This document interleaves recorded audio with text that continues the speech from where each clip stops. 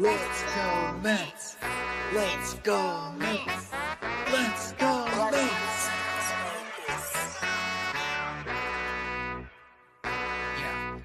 Yeah. You gotta believe and invest with your heart. Orange and blue till Mets do us part. Spring training, oh yes, it's the start. City Field gritty till Mets do us part. Hit home runs and knock it out the park. Big Apple till Mets do us part. You gotta believe and invest with your heart. Listen to the show till Mets do us part. John from Brooklyn, Ibby reps NJ. We're the other team, I don't care what your friends say. Mets fans, we focus like a sensei. Listen to the podcast Monday, Wednesday. Made a couple bad plays, but we still won. Character, yup, we're gonna build some. Are you gonna check the pod? It's real fun. Just like Mookie, I will, son. So invest with your heart. Orange and blue till Mets do us part. Spring training, oh yes, it's the start. City Field gritty till Mets do us part. Hit home runs and knock it out the park. Big Apple till Mets do us part. You gotta believe and invest with your heart. Listen to the show. Available now on all streaming platforms. If you love the New York Mets, check out Till Mets Do Us Part. Enough rapping. Let's get to yapping.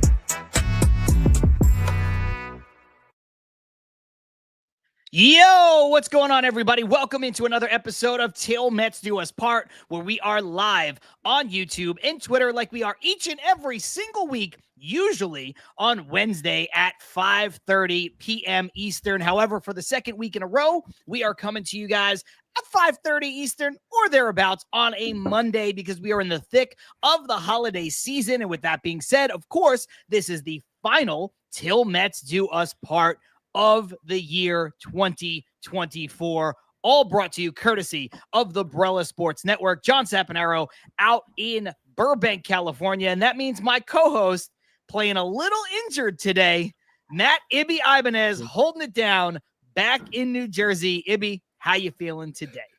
John, if you asked me that question 2 days ago, it would have been pretty much on my deathbed. But for today, call it my flu game, but it's not that bad of a flu. I am getting over the flu. So it's been a rough couple of days, a rough holiday season to this point, but I'm getting through. Plenty of Pedialyte, plenty of Gatorade. But it's Monday and the red light's on, and I'm ready to talk some Mets and have some fun and get out of the routine that I've been in of just, constantly sleeping and taking medicine and all this nonsense. I'm ready to get back into it with the 110 plus that are with us in the room so far, and the chat's already on fire. I am ready to feel alive, to have some fun, to talk some Mets, because plenty is going on, plenty of rumor, plenty of conjecture. I'm trying to figure out some things. I was asking you some questions because I know I've been out of it. I've been out of it the last couple of days, but I'm like, I haven't seen any of these rumors. Can you give me any credence or any clarification to these things? And even you said you have no idea where they came from. But we're going to talk about all of it because clearly everybody else is. So we might as well do it on our show as well. But let's do it. Let's have some fun. Absolutely. Shout out to everybody who's in the chat. Try not to miss anybody when we run through this quick roll call at the beginning of a show. We got Keith, the media goon. We have Armand. We have PB, Patty and NYC. Mr. Nobody. Charlie is in the house. We got Shay. We got Ariel. We got Rosie. We have Stanley Babbage is here. We have Andre, Maureen. Did I say Carlos Ortiz? I'll say it again. Jeff Cohen. We got Brad in the house. So many folks already, and I'm sure that number is going to continue to climb. Douglas Barnes, as I scroll up about as far as my thumbs will take me. I think I've hit now on everybody, and like I said, that number is going to continue to climb throughout the show. Yes, Mr. Nobody. Minaya is the only pickup since the last show as far as our New York Mets are concerned. Correct. But my partner just alluded to it a bit, and Andre says these DeGrom rumors are ridiculous. Ibby, I would rather, in my heart, start with something a little bit more meaningful. The Pete Alonso stuff, the Bregman stuff, the Santander stuff. However, I think that is such a big conversation, and I think that's going to carry most of the show. Probably. So I think let's talk about this DeGrom stuff and get it out of the way right at the beginning. You asked me just before we went live, you said, where is this coming from? I've been under the weather. I've been on Twitter, but I've not seen like any substantiated report from any reporter. Pick your reporter, whether it be Andy Martino, John Heyman, Will Salmon, Manny Gomez, Jeff Passan, Ken Rosenthal, even people we don't like, Buster Olney. No one has said with any certainty, as far as I can see, that Jacob deGrom is available. But yet there has been this sort of uprising from a portion of Mets Twitter that wants Jacob deGrom to be traded back to the Mets. And I am here to say it does not make baseball sense. It does not make common sense. And I would keep those thoughts firmly in 2024. And please do not ruin your new year by bringing thoughts of Jacob deGrom being traded back to the Mets 2 years late after he opted to not re-sign with the Mets. Ibby, I think it's a whole lot of nothing. And to, with respect to everybody who may want it, to quote Andre here in the comments, I think it is ridiculous. It just makes me think of that scene from I think it was Forgetting Sarah Marshall, where it's like The Sopranos. It's over. Get a new show. Just let it go. Like there's no reason to try to think of these ideas of how he's going to be back here and the Mets are better now and now he's going to be able to win games. So I feel like it's almost as if Mets fans want this redo because I think the team is in a much better place now. So now he can get, as a player, vindication for all the good that he's done for the franchise before he left. So now they're thinking, he can come back and he can get wins and he can be Jacob deGrom again and everything will be right in the world. It's like, no, it's time to move on. And we keep on talking about, like I think I mentioned it last week, talking about, the idea of moving on to the next chapter and respecting the things that have come before, but looking forward to what's ahead. And we love the OMG Mets and we love 2024 and we loved, what players like Jose Iglesias and Luis Severino brought to the team and all the vibes and everything. But it's like, that's the first part. And now it's like, now you got Juan Soto partnered with Francisco Lindor and you're thinking about how you're going to build from there over the next 5 years, over the next 10 years. And it's just like, let's focus on those things. You don't have to keep on doing the classic Met fan thing of going back in time and saying, let's bring this guy back. Or let's do this again. It's like, you don't have to do that. And I don't think it's going to happen because I said to you off air, I just think, the AL's not that good. Texas still has a lot of money invested in that team, a lot of good players, and they can do some damage if they're all healthy this year. So I don't see where this rumor started, why it started. And like John said, leave it in 2024 as we enter 2025. Look, I think you're right.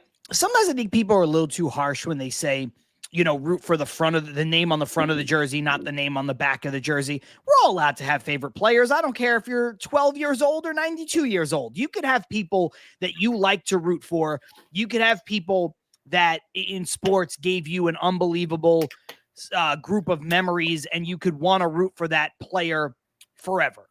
I think it would be a nice story if things were different in an alternate universe where the Jacob deGrom, who fell just short with the Mets in 2015, despite being great, went on to be even better over the next several years. We're still here with the Mets to reap what could be the benefits of a championship season. I know he technically won a championship with Texas. He didn't exactly do a lot for the Rangers in that first season there. But my point is, Ibby, I understand the sentiment, but intellectually, it just makes zero sense from a team building standpoint.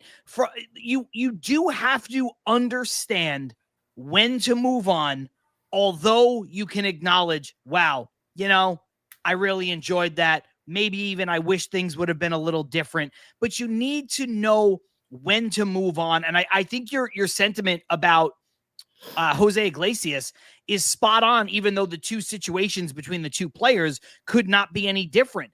I always say on this show, sometimes the best part about catching lightning in a bottle is knowing when to take the cap off and letting the lightning leave. And deGrom, certainly not lightning in a bottle for the Mets, but it is what it is. It's over. Some point in his career, it will end for deGrom, and he will come back a few years later. He will be celebrated by the franchise as he should be, being one of the greatest pitchers to ever pitch for this franchise, with a franchise that has a very rich pitching history. But it is not going to happen in 2025. It is not going to happen anymore for Jacob deGrom and the New York Mets. I want to jump back into the comments. A lot of good sentiment, a lot of funny comments as well. Carlos Ortiz saying deGrom is DeGone. Rosie making a great point here. deGrom is the exact opposite kind of pitcher Stearns would want on the roster. Yes, actually true. David Stearns is not going to go after a guy on the wrong side of 30 who has a big money deal, who has not been healthy. I don't care if he grew up a Mets fan and liked Jacob deGrom, from afar while he was the executive of the Milwaukee Brewers. Jeff Cohen, very succinctly, deGrom is not coming back. Next, Shea saying it feels like clickbait as far as deGrom. PB saying, I think first in response to you not feeling well, and then saying deGrom, it's a nothing burger. Mr. Nobody agreeing with Shea. deGrom was clickbait. Keith saying that deGrom left his arm in 2021 at Citi Field. So, look, it's not going to happen. It shouldn't happen. There's no reason that any of it makes sense. And you alluded to the fact that the AL is not great. And I will take it one step further. And I said this to you before we started the show. The AL West is not really that good at all. I think the Athletics are actually going to be a bit better than they were last year. I think they'll take a step forward. I also think that's a little bit of the trend of them. They're so bad that they can only kind of bounce back a bit. They spent a little bit of money. They do have some good young players on that team. I think they'll take a step forward. I don't think they're a playoff team. The Angels are the Angels. They're probably the worst run franchise in the entire sport. When you look at the money they do invest and invest poorly, they're not going to be good. And it's very clear, whether you look at trading Kyle Tucker, not bringing back Alex Bregman, not being willing to sign any players to deals longer than 6 years, that the Astros are going to take a step back. Now, I think the Astros are going to be better than the Texas Rangers, but Ibby, you're right. The Rangers have some good players. They've still got Seager. They still have Simeon. They just went out and got Jake Berger. They still have Adolis Garcia. They still have Langford, who's looking for a big second year. They've got good players. If Jacob deGrom can be healthy, and I said this verbatim to you, not even Jacob deGrom. He doesn't have to be Jake. He just needs to be a healthy pitcher.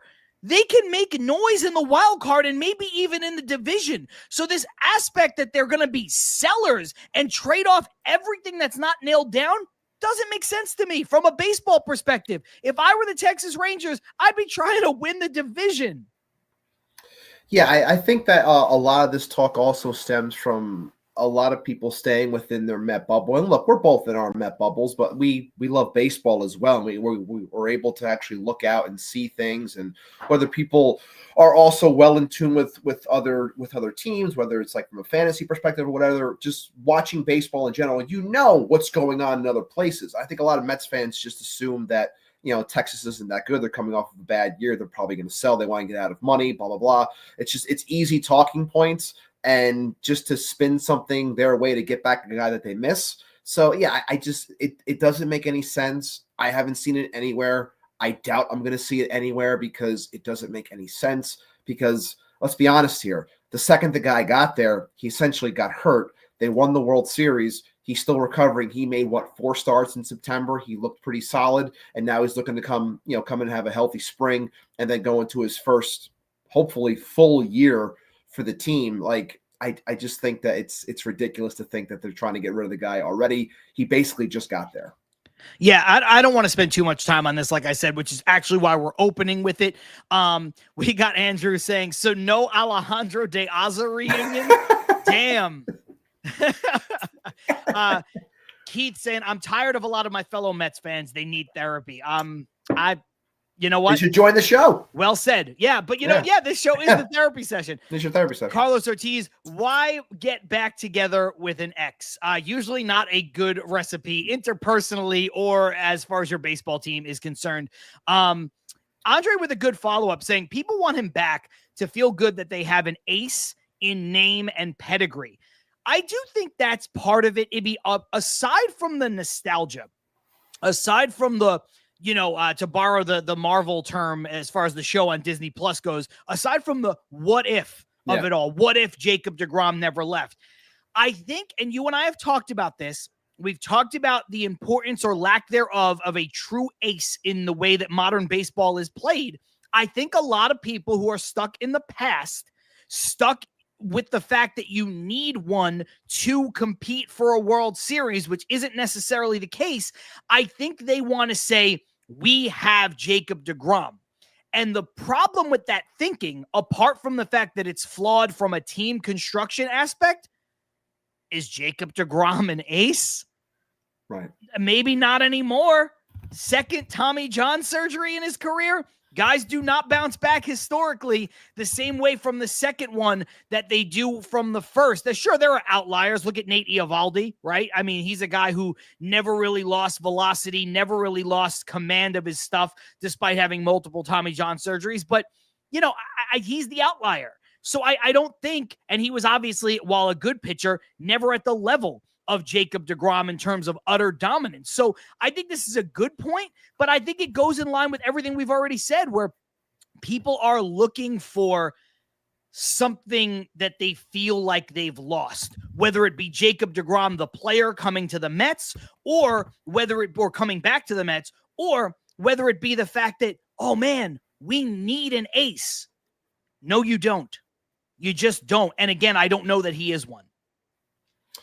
Just wanted to say something because I'm looking it up real quick, and I was just curious because I know we've talked about this before and how people want the ace or what they. We talked about how many aces are there really in the sport. There's more on the shelf than there actually are that are healthy right now, and they think that Jake is still one of those pitchers. And people are skeptical about the Sean Manaeas of the world and what they can. Uh-oh. But it seems as though people don't realize. Uh-oh. No, you're good. You froze for a second, but you're back. You got me? Am I still here? Yeah, now you're back. I'm good. Oh, you scared me. Scared me for a second. The fact of the matter is this: Jacob deGrom has 35 starts in his last three seasons. 3 seasons total. Like 35 starts is what people shoot for when it comes to a season, like a good season. Like 32 starts in a season. Like that's good. You got that last year from Sean Manaea. Like if you include playoffs, like you got that from him last year, and you haven't gotten that from Jake in 3 years. Like it's insane. Like I'm talking like in compilation, like everything that he did over the last 3-4 seasons, that's what Jake gave you. It's like you got that in one season. It's like let it go. I think we've spent 17 minutes enough on the idea of it. Jake, love you, miss you, but best of luck in Texas, man. Time to move on. Yeah, jump back into the comments here. A lot of good ones. Stevie Mac asking, Ibby, why aren't you wearing the Bubble Boy suit if you're sick? And I was going to say, well, you know what? Everybody in Ibby's household got sick one way or another, but then Armand said, your Wi-Fi caught the flu for a second real quick. Those two comments could not be better timed. Believe me, I would have put. Uh-oh. Ibby is frozen. Ibby's Wi-Fi may have caught the flu. He froze for a second. He's back. He's back now. No, he's good. Yeah, I'm good. Just a couple last points here on deGrom as we transition out of this. Jeff Cohen saying, great point, John. Nowadays, get 5 innings from a starting pitcher and go to the pen. Shea saying, we really didn't have an ace down the stretch this year. We had lights out pitchers at the right time, and the Dodgers won the World Series with bullpen games. Charlie echoing that sentiment, saying they pitched bullpen games in the playoffs.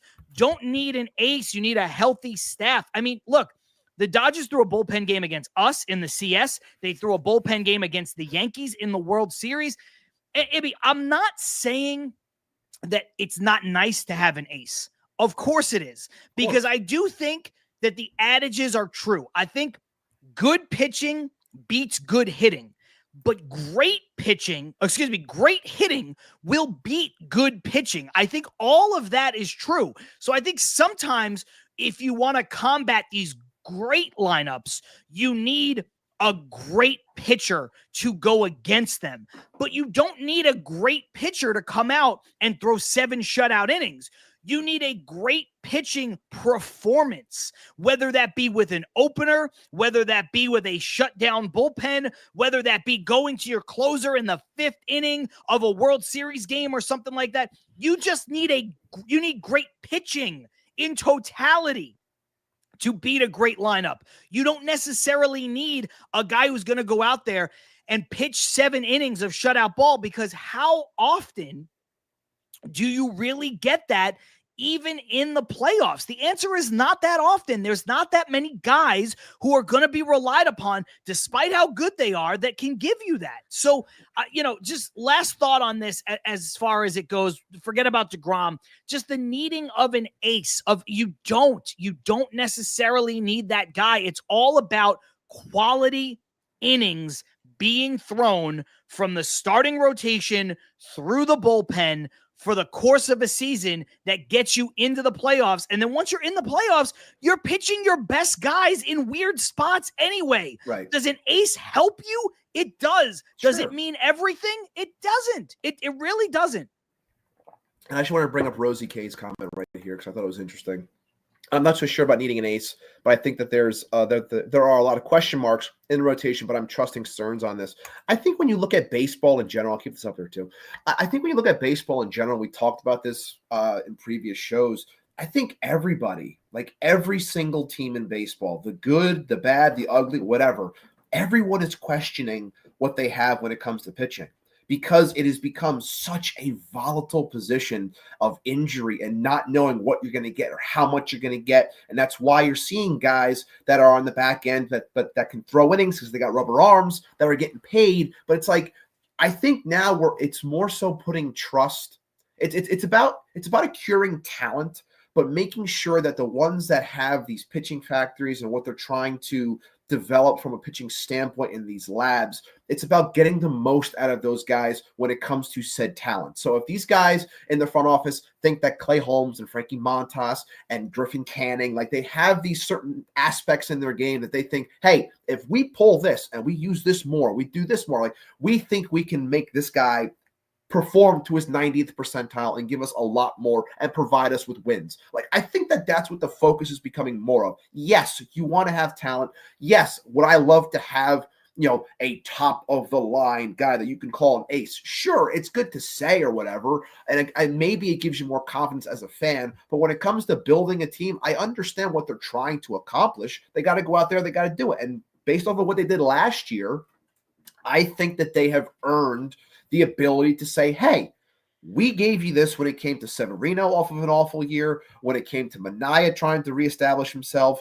when it came to a lot of the aspects of David Peterson, like all these things. I think that they've earned the opportunity to say, hey, we did it once. Let's try this again. Let me see if I can get something out of Frankie Montas, Clay Holmes, and Griffin Canning. And of course, if something falls into their lap, I still think that there's an opportunity where they could bring in someone else, depending on how the market goes, depending on how things shake out when it comes to the bats that we're going to be talking about in a couple of minutes. You said something about DeGrom having like 35 starts in 3 years. Yes. It would not shock me if, having pitched so little, coming off of massive arm surgery for the second time in his career, it would not shock me if Sean Manaea had a better year than Jacob DeGrom in 2025. It would not shock me, to the same, I'll be fair, if Jacob DeGrom had a better year in 2025 than Sean Manaea. But my point is that you can't sit here and tell me, oh man, if the Mets only had Jacob DeGrom. Yeah, maybe if the Mets had Jacob DeGrom, the version of from 2018 and 2019, but I don't know that version exists anymore. That's the point that I'm trying to make beyond everything else, where it's like, I could see a scenario where Manaea has a better year than him, and I'm just using Manaea as a placeholder, but I could see a situation where DeGrom has a very good year. But I don't think it's worth banking on, which is why I don't think it's worth talking about, which is why none of this I don't know. It's just, Patty says it great. One hypothetical tweet started this. It's insane. It really is. I just want to say real quick, shout out to the 505 plus people that are here with us right now. There are about 85 of you on the YouTube side. Only 22 likes. Make sure you hit the like, sub the channel. We had great growth over the last week on the channel. We got 1,151 subs. We're trying to do our best to keep that number climbing as we go towards 1,200. It's crazy, as we say, John, how quickly these things are turning because we were struggling so hard to get to 1,000. Now we're pushing for 1,200. If you haven't already, make sure you like the video, sub the channel, because when you sub, it allows you to join the chat, join the discussion, and you can become a live participant of the show. This is a great one from Ant Rivera, Subway to Shea. Next topic: are the Mets bringing back Justin Turner and signing Andrew Chafin? That is the evergreen, the two evergreen comments or topics like in the last 5-6 years. It's just like bring back Justin Turner. Oh, Andrew Chafin, or oh my God, it's ridiculous. It's a hilarious comment. I think this is a good one though from Ant. Yeah. In all seriousness, where he says, I think the Mets pitching fell apart because they got exhausted just having to make the playoffs. Agreed. Look at the run they had to make the last 2 weeks. And look, a lot was made publicly on our show, other shows. Hell, Sean Manaea even said, I was gassed going into that last start of the season where the Dodgers eventually clinched the pennant and made it to the World Series. But, Ibby, a lot of that can be body of work over the course of several years where Sean Manaea pitches the most innings he's ever pitched in his career and the most innings he's pitched since like 2018 or 2019, whatever it was. But I think what gets lost in the shuffle is what Ant is putting out right now. Yeah, they had guys like Manaea and Severino who have not pitched a lot in the last couple of years. And maybe that did take its toll. And eventually that was the undoing of this team. But you can't take out the fact that they were traveling all over the country playing must-win games for 2 weeks before the playoffs started. Yeah. If they were just able to maybe get Manaea an extra day of rest here or there, where every game was not back against the wall, maybe the 170 whatever innings he pitched wouldn't have mattered as much. So, everybody looks at the amount of innings pitched in a season, and I understand that that's a measurable metric, and that's why you go, man, it would be great to have a guy who every fifth day you can count on to go out there and throw 6 or 7 innings. I understand that, but guys are going to get tired when you go on the kind of run that the Mets were forced to go on. And, oh, by the way, Ibby, there was a good chunk of the season in the second half where Sean Manaea was the guy who every fifth day went out there and gave you 6 or 7 innings to even get the Mets in the conversation for the playoffs. So, I think sometimes people look at the immediate issues and they don't necessarily look at the what should I say? Not the short-term issues, but yeah, I guess so. I guess in a way that 2-week span was brutal. And to Patty's point, yeah, the travel was insane. Fly to this city, back to this city, then to this city, then back to this one. It's exhausting. And yeah, Andre, David Stearns also echoed the same exact point that Ant just made, where, sometimes you just look at it and you're like, we ran out of gas, not because these guys were gassed over the course of a season, but because these guys were gassed over the course of a month. Yeah, I think that gets lost on a lot of people. And what you just said really rings true. Like when I think about Manaea and how that last start, you saw he had nothing left. Like he went out there, you thought he could run on adrenaline, he just didn't have it. There was nothing there. And you think about how much they had to do just to get to that point. You just run out, and like the amount that you exert with, like you said, with your back against the wall, that changes everything. It really does. You're putting out that much more effort, that much more energy. I think, like I said, I trust this process. I trust them to get the most out of the guys that they've brought in.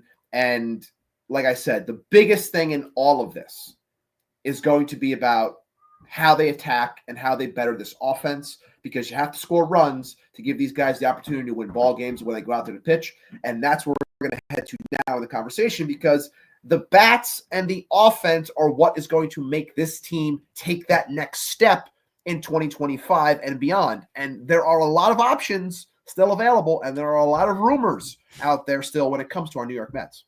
Yes, there are. So let's put the DeGrom nonsense behind us.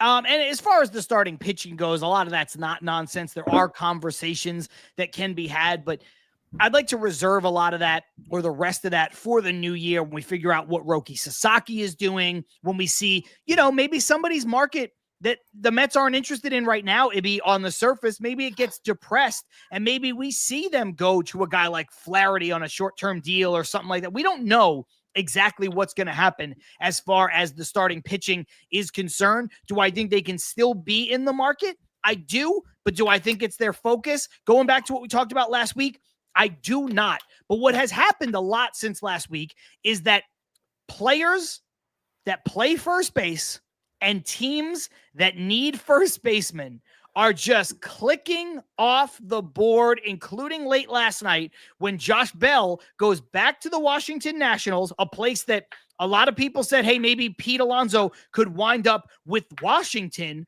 on some kind of a deal, which I never really believed. But now Josh Bell goes back there. 1 year, $6 million. They'll probably trade him at the deadline again as Josh Bell looks to become the most dealt player in the history of trade deadlines because it seems like he gets bounced every single year to a contender. But Ibby, the options are running out for Pete Alonso. I have defended Alonso since May. I have talked about how a reunion makes sense since May. And I know a lot of people didn't want to hear about it at the time. A lot of people wanted to wait until we got to the offseason. Here we are in the offseason. I'm not going to sit here and blindly defend Alonso. I'm not going to sit here and say what money he deserves. All I'm saying is it just seems like it is inevitable that these two entities come together. The Mets need a first baseman. And Pete Alonso needs a place to play baseball. And I don't really see a lot of other options with the exception of maybe San Francisco, since they lost out on Burns and they're trying to spend money. But they went out and they got Willy Adames. I don't know if their pivot from losing out on a pitcher is getting Pete Alonso. I think it's Pete Alonso back to the Mets. I don't know what the dollar's going to be. I don't know what the years are going to be. But to me, it always made sense. And now it makes so much sense. It's mind-numbing. It's also, I mean, there were talks of the Giants being mindful about the amount of money that they were going to spend. They also have Bryce Eldridge, who's one of their top prospects, who is really coming up the ranks and is a first baseman. So, again, I don't know if that's going to be the route that they go. But because the Giants missed out on Burns, that could then be used as the stalking horse to try and drive the Mets when it comes to the years, if they want to choose to believe Boris and the rumor that gets put out there that the Giants are legit players. I don't think that they are. Like I just said, for the reasons I just put out, I think they want to see what Eldridge can do. And I think first base fits for him right there.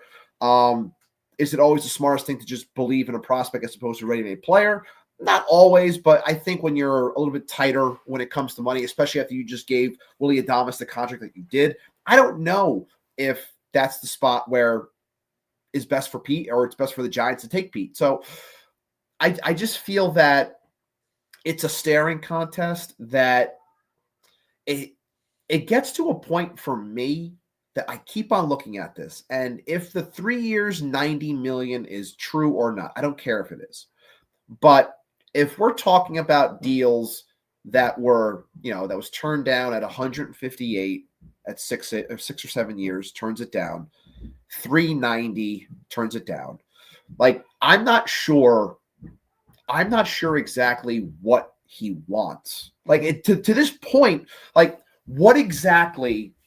Because the market. Let me answer it this way really quick. Yeah. Sorry to interrupt, because Stan from Westport, who I think is pretty new, maybe not new today, but pretty new, and welcome to the show, saying earlier, and I started this comment, I do not believe the $90 million for 3 years nonsense for a nanosecond. Why would the Mets raise the AAV from 22.5, which was the AAV over that extension that they offered him, to $30 million in AAV? The only reason why they would raise it is because they have a very rich owner and they're trying to get the deal done, because Pete does not want to sign a short-term deal. But if you say, look, we'll give you max earning potential, more than you're worth, quite frankly, on this market, but just for a very short window of time, I do believe, I don't know if this was offered, but Ibby, you know that I floated out this exact deal like a month ago. I said it on this show that maybe they would do it before it was even rumored. So yeah, we said the Bellinger deal. Yeah, exactly. So when I look at this, and I'm not taking Stan to task here. The reason why they would offer it is to answer your question of just, hey man, look, you didn't like our extension for 7 years. We thought that was fair market value. You turned it down. Now you have nowhere to turn. We also acknowledge that we would like a first baseman because we don't have a lot of great options to turn to either. So how about we give you $8 million more for a shorter period of time? But to your question, I don't know then what he's looking for, because if he can't cash out big in 3 years, try to hit free agency again as a slugger who can maybe make, money as a mercenary, bounce it around for the latter part of his career, and he's not willing to take a 7-year deal, like what exactly is he going to get? He was never going to get $200 million. No, especially when he wasn't having the year that he thought he was going to have. He didn't cash in the way that, that Aaron Judge did on his walk year. And bringing up Keith's comment here, I've been telling you guys for years about Pete, and Keith has been consistent when it comes to Pete. He has a very high opinion of himself, which is fine, but you also have to see what reality is. And the reality of the situation right now is everyone is filling in their spots because they don't want to pay Pete Alonso. Nobody wants, and I don't know what this number is. This exorbitant number, whatever it may be. If he's saying I want $200 million, if he's saying I want $175 million, I want 6 years, I want 8 years. Remember the rumor, in the beginning when he got Boris was I want to be here for 10 years. It's just like it gets to a point where you have to look in the mirror and say, no one's going to give me this. So what exactly am I going to end up settling for? And at that point, are you missing the boat on the offers that were there? Because you're like, well, now there's nothing left. So now you're going to get even less than what we offered you from before. So it's like, you got to make a decision here. And if maybe the holding out is Boris saying, keep on holding, the Mets they'll push because eventually other guys are going to sign elsewhere. They're going to have to come back to you. They're going to give you what you want, blah, blah, blah, blah, blah. Maybe that's the case. But to see, I start a question here from Shay that I wanted to bring up saying how, serious question, John and Ibby. Pete Alonso, Mets not agreeing. Do you feel that this is Pete is seen as holding up the offseason for the Mets, yes or no? And I answer that with this by saying no, because when you see rumors, when you see rumors that the Mets offered 2 years to Teoscar Hernandez, it shows you that this team is not going to allow any player to stop them from adding talent. Now, look, we all know Teoscar wanted to go back to LA, but the Mets were in it and near the same amount of money. Will Sam put out the article on The Athletic saying how the Mets viewed Teoscar as the best available bat that was there. I think that speaks volumes as well. He did say best available short-term bat. Right. Best available short-term bat. So to me, that speaks volumes. So they were willing to go there. He gets the potential 4th year from LA. So he got everything that he wanted. He gets to go back to the Dodgers. That's fine. But that shows you that the Mets are not letting Pete Alonso hold anything up. I still believe, and John's with me now on this too, that this team can sign 2 offensive bats. 2 big offensive bats, and there's still ones that are available. I still think there's an avenue where Pete can be back here, but I'm getting to the point where it's like I don't understand what he thinks he's going to get. Yeah, that's the problem. I think here's the thing. To answer Shay's question a little further from my perspective, I think Pete is holding up the offseason for fans because I think it's annoying to continue to talk about this because we're all sitting here going, what does he want? What can we do? Again, I know it's all on good authority. At least the 7-year extension is on good authority from a lot of sources. But we don't know 100% exactly what was offered. We don't know if there's any truth to this 3-year, $90 million. My point is, we're not exactly sure as fans, even you and I with this podcast, we don't know what Pete has actually turned down, which is why we sit here and we're like, what do you want? We all want to build our team. We all want to get ready to get excited for spring training, especially once the new year rolls around and we get closer to February and we get closer to pitchers and catchers. Now, Keith, who does have some connections in the organization, saying the 7-year extension was true and is saying that the 3 years, $90 million was true too. I tend to agree with Keith. I know that Keith has good connections in the organization. So I'm not saying it's not true.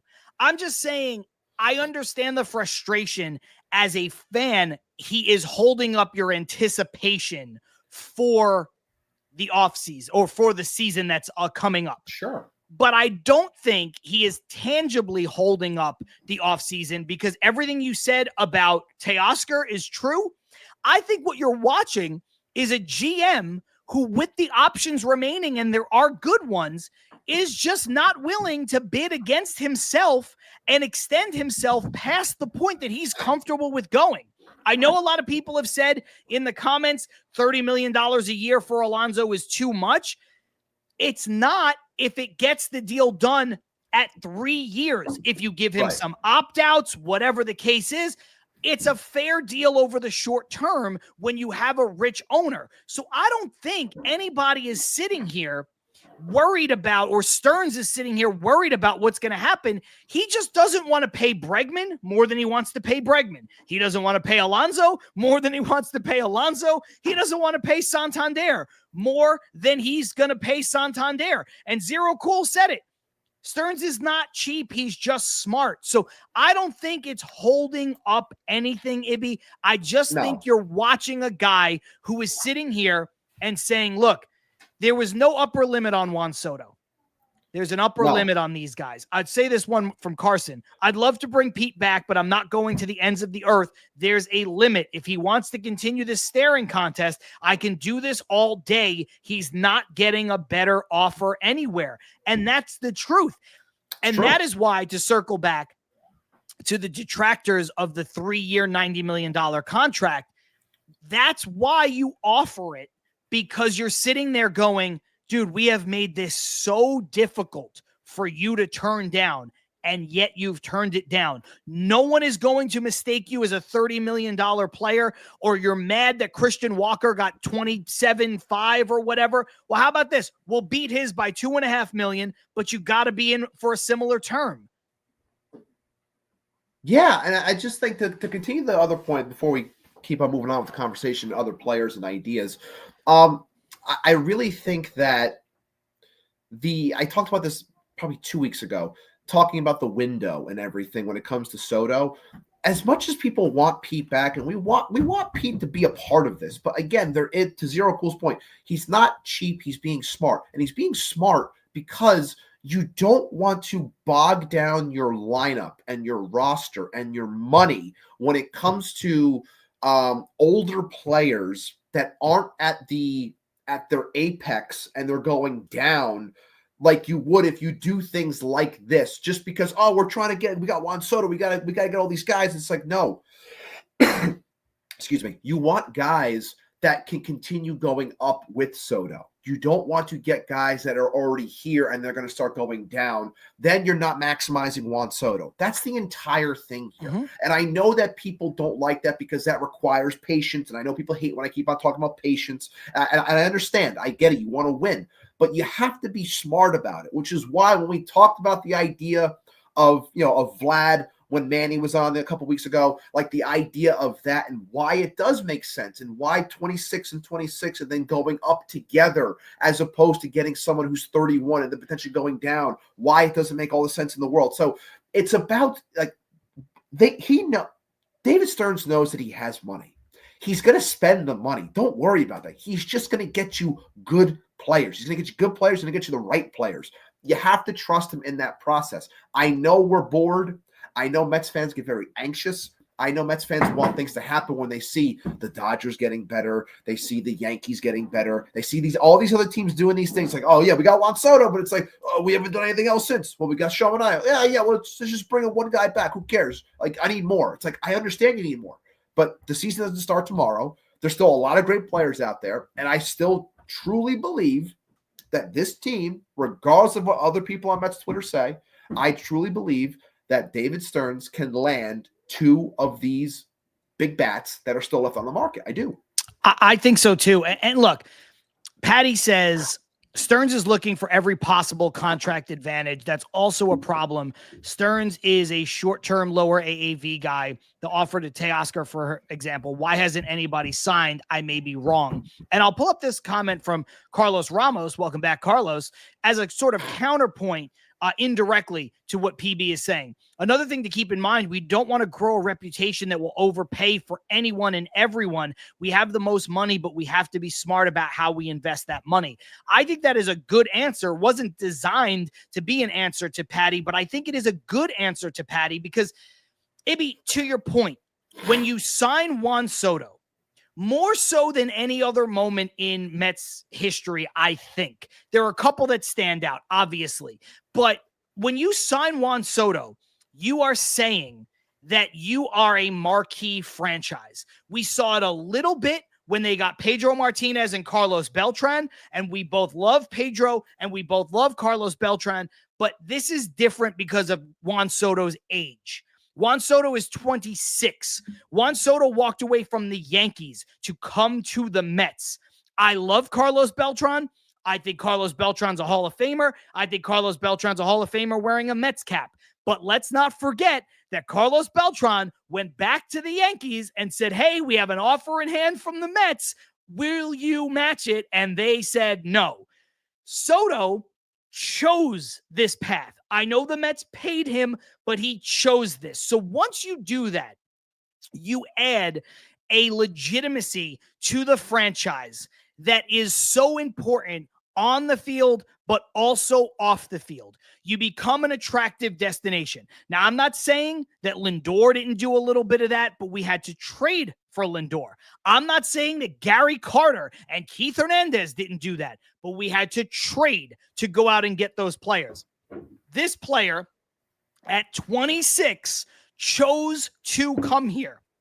And I think when you look at that decision, when you look at what that means, you then become a destination where you hope you don't have to pay the dreaded Mets tax. Ooh, we have to pay a little more to get these players to come over here. Players should want to come here to play with Juan Soto, to play with Lindor, to play with Vientos as he continues to grow, and Alvarez and Nimmo.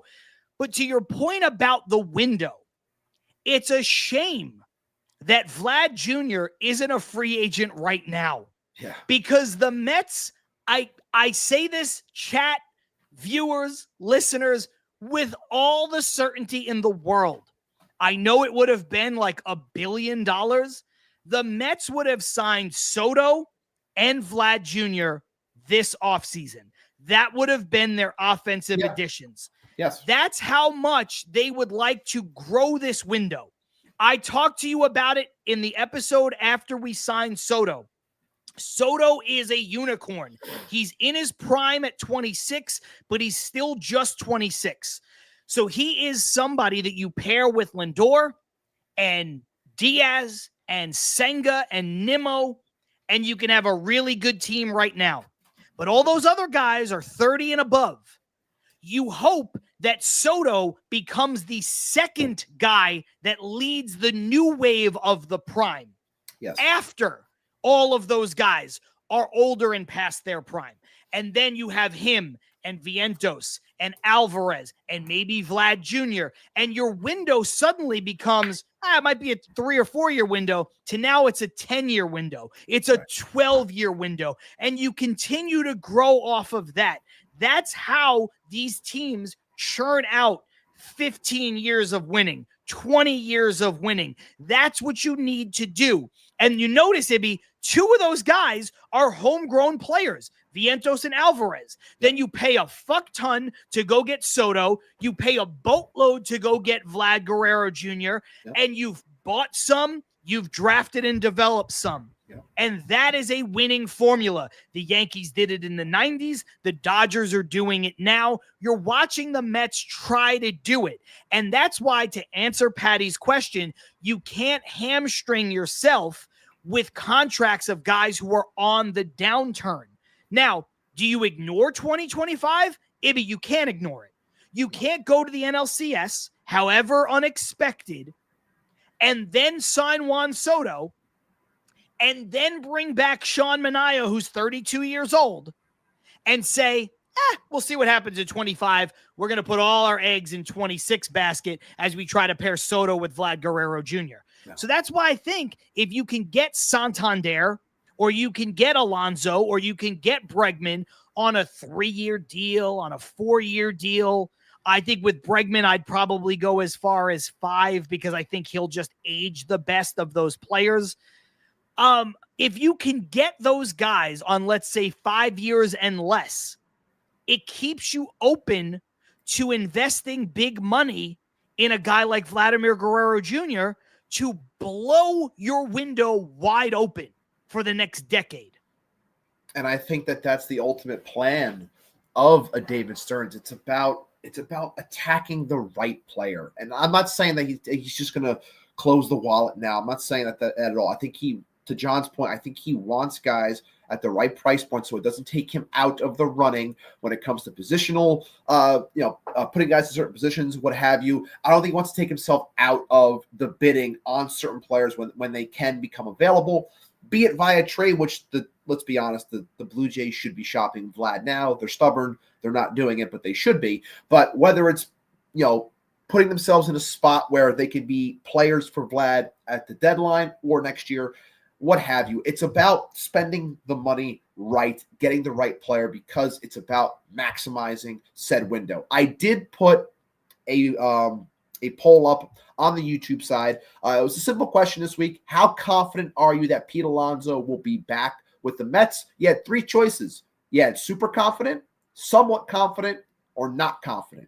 Right now, 57% are somewhat confident, 27% are not confident, and 16% are super confident. It's 103 votes so far. So Family Feud rules say that works. So that being said, it seems as though people think he will be back somewhat. They're a little bit uneasy, but they think he's going to be back.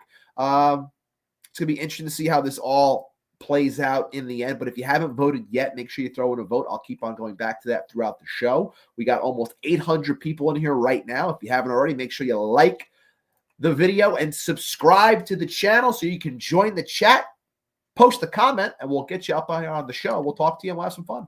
Well, to that point from the poll, this is from a bit ago, but Lounge Zinger said, in the past 2 days, I went from confident we'd get Pete to less than 50%. So as this has gone on, some people's confidence levels have shifted. I think if you were to post that same exact poll every day, I think the numbers would continue to change. And I think that's what's so interesting about this free agency. This is a good one from Andre. Pete is seriously risking going down the Conforto path. Now, the big thing with Conforto was the injury. Yes. And Pete, despite the body type, the way I always defend Pete is that he has been the picture of health. He has only missed time with fluke injuries. People talked about it last week. He almost dies in a car accident and didn't miss practice at spring training. He played in all 175 games that the Mets played this last season. That's important. So I think it's not a great example in terms of health, but I do think it's a good example in terms of Ibby. Conforto looked like when he first came on the scene, he was going to be a star. Then it was clear he wasn't a star, but you and I talked about him saying, hey, you know what? Conforto, okay, good job here over whatever 6 years. Let somebody else give you $20 million a year. Yeah. He's not been that player.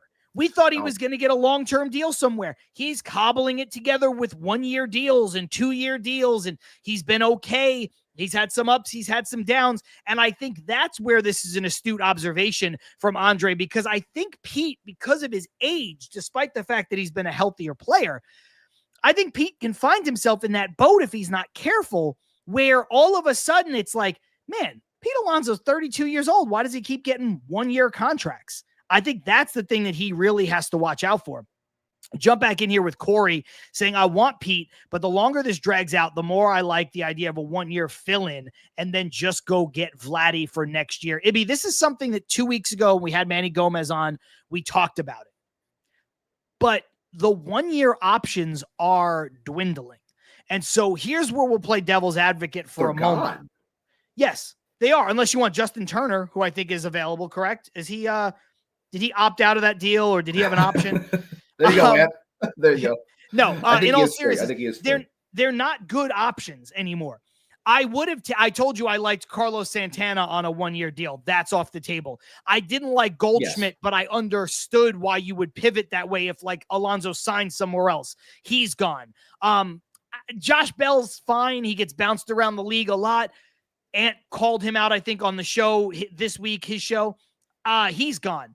There are no true stopgaps. So my question to you before we head into the break is this. You look ahead to 2026 and beyond with this window where you could have Vlad Guerrero Jr. and Soto at 27 years old together trying to recreate the Manny Ramirez, David Ortiz offense of Boston in the late 90s and early to mid 2000s. How do you do that now if you don't sign Pete? Like, how do you sell a franchise and a fan base on a stopgap year at first base if there are no stopgaps left? The stopgap that they have now is the one in-house. That's what they would have to do.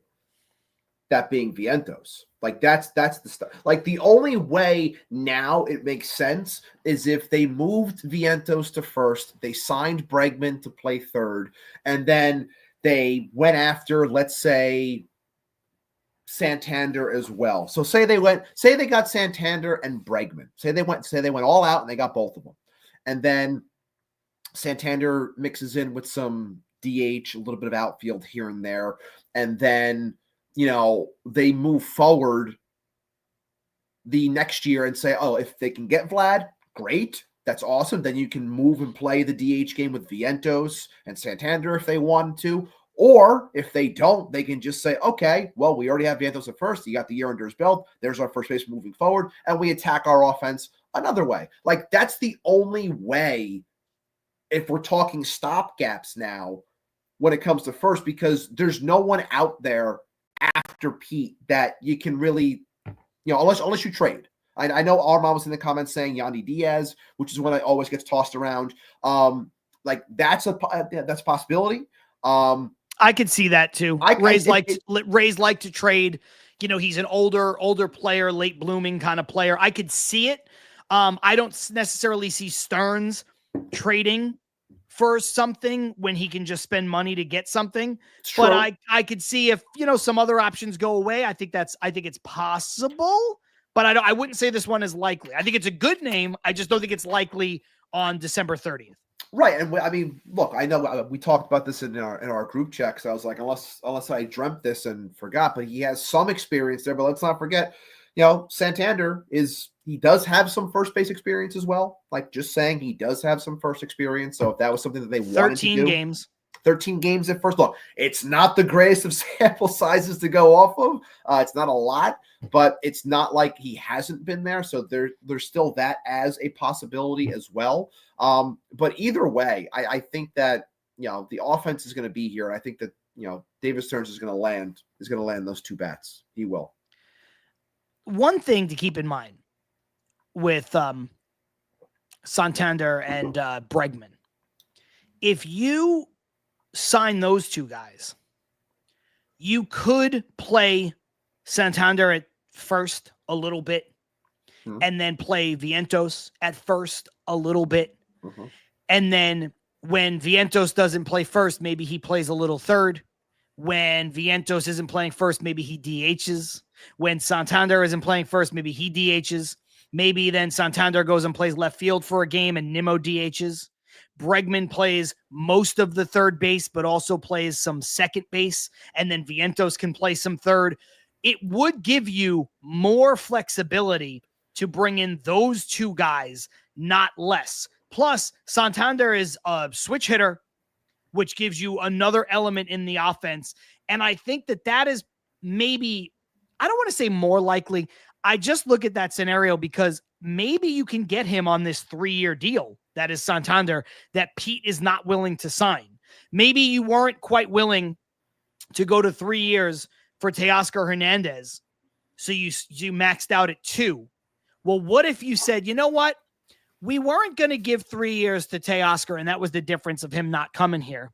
We're certainly not going to give $90 million to Santander, but what if we just offer him the 3-year deal that we offered to Pete that he said no for less money? Yeah. And the 3-year deal we weren't willing to give Teoscar Hernandez. Maybe that gets you Santander. Maybe it's that simple for him. Could be. And I want to bring up Chas's comment real quick, saying how signing Bregman and Santander is going backwards. You're not getting any younger, and you're not extending any window with them. Regarding Pete, he has watched everybody like Lindor, Nimmo, and now Soto. Look, you have to understand something. Like when it comes to the market, what we're seeing everything, Chaz, and seeing how, look, I thought at the start, Anthony Santander was going to be getting at least a 5-year deal from someone. But based off of the report that Will Salmon put out the other day after Teoscar Hernandez, it seems as though a lot of teams are thinking that Santander is going to get a short-term deal. Like maybe he's going to get 3 years. And that falls in line with what David Stearns is trying to do here. So I don't think that is a bad play at all, because I think over the next 3 years at the age of 30, I think that Anthony Santander can hit 30-plus home runs, 35 home runs. He's been one of the better power hitters in the game over the last handful of seasons and would be a great fit. And I think at that clip of that amount of years, I think that makes a lot of sense. As for Bregman, 31, 5-year deal, is it going to make sense? I think that the more and more I think about Bregman and David Stearns and why I think he wants him so badly is not only from the overall player standpoint, but it's also it's the championship pedigree. It's the guy that's been there. It's the defense, because he loves his defense, and we haven't had good defense at third base in a very long time. And I know we've said that Vientos did a fine job, but he's not a world beater over there, but he does good enough because of the bat that he provides. But I can understand somebody like Stearns saying, look, I love Vientos' bat. I want his bat to be here. I would love to build around that bat, but I want to get his glove out of there. Like, I could see that being a conversation point. Yeah. I could. So when you say, I want to get Bregman in here for 5 years, am I going to be paying for it on the back end potentially? Maybe, but I think for at least the first 3 years, I know I can get this guy, playing Gold Glove defense for me and bettering, the opportunities for the pitchers that I'm bringing in here and bettering my offense at the same time. Like, I think there's a lot when it comes to that whole thing, Chaz. And so I think that the whole window aspect, I still think it's in play, because I don't think that they're going to be getting the long-term deals that they think that they think they're going to be getting. Let's head into the break. We're just over an hour. Our shows have been more to the tune of 2 hours during this offseason than the typical hour and a half. So I guess at this point, we are at the halfway point. If you are watching for the first time and you're like, what, a break? I don't want to sit through a break. I'm having fun. Plus, I've got stuff to do. Don't worry. It is just a quick 30-second ad spot that we use to reset the show and to get some ads in for the audio podcast version of Til Mets Do Us Part. So you're watching live on YouTube. You're watching live on Twitter or X or whatever the hell it's called. It's John Saponaro. It's Matt Ibanez. It's Til Mets Do Us Part. We will be right back.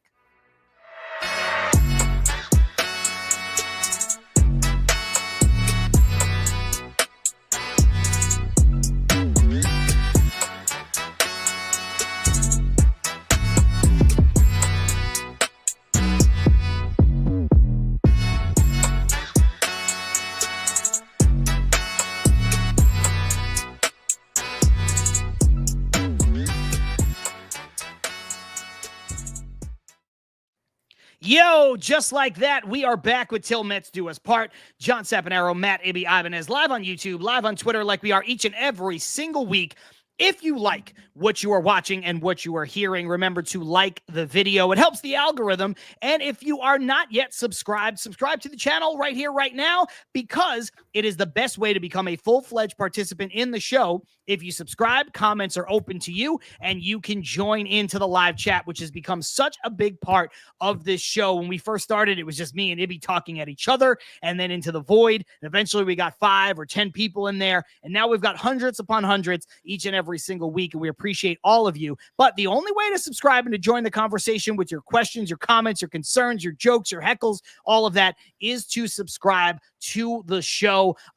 If you can't watch this show, don't worry. We'll drop as an audio podcast in the next day or so you can listen to anything you missed. And speaking of something you missed, whether you got here early or you have to leave, or excuse me, got here late or you have to leave early, you can also check out the replay of this show on our YouTube channel, which is appropriately called Til Mets Do Us Part. You can find the entire show there as a rewatch once we are done with the live show coming up in about an hour or so. Jeff Cohen, heckle. Ibby, before we get back into the conversation, let's get a quick word from our friends over at Independent Safes. Absolutely, John. IndependenceSafes.com. Independent Safes is protecting homes and businesses with secure residential and commercial safes, fireproof peace of mind in every corner. Visit IndependenceSafes.com today for security that stands strong. And as always, you're spending $99 at least. They got you with the free shipping. Tell them Til Mets sent you. They'll hook it up. I would love to put this cold, this flu, put it into the safe and just throw it away. That's what I would want to do right now. I want to put the DeGrom rumors in that safe as well. Mix it in with the sickness because it deserves it, because I'm tired of it. Get it out of here. Independent Safes. Tell them Til Mets sent you. They'll take care of you. Ibby, before we get into some of these comments here that don't necessarily love some of the players we've brought up, and I understand why. These players have warts, and I get where people are coming from. Do you think, I'm just asking you, on the heels of the last conversation we had before we headed into the break, which some people think was a little too long. I love that. The break is too long. Well, listen, sometimes you just got to exhale for a second. Look, I don't think, you could tell me I'm crazy or I'm naive. If the Mets were to sign, I'm just saying this. I'm not saying they should. I'm saying if they were to sign Bregman to a 5-year deal and to sign Santander to a 3-year deal. Okay. And that means no Pete Alonso. I think that does not prevent the Mets from signing Vlad Guerrero Jr. to whatever deal they want the following year. Well, the only hiccup that could happen is if what happens then to Vientos/Santander in terms of DH. Sure. Are you keeping Santander in the outfield? He's not a good outfielder. I think when it comes to Santander the most, and the whole Teoscar Hernandez thing, I think that was about really attacking the DH spot because of how they think they might be going about this offseason. So I think that Hernandez would have been brought in here if he chose the Mets, if they would have given him the 3rd year or whatever. I think he would have been seen as the DH, unless there's more to be understood, which there could be when it comes to Brandon Nimmo and his foot. Maybe there is some more to that we don't know just yet. But I think that the DH position is what is being attacked here. So the only hiccup with that potential plan would be if you brought in Santander, you have Vientos, you brought Bregman, and then you tried for Vlad.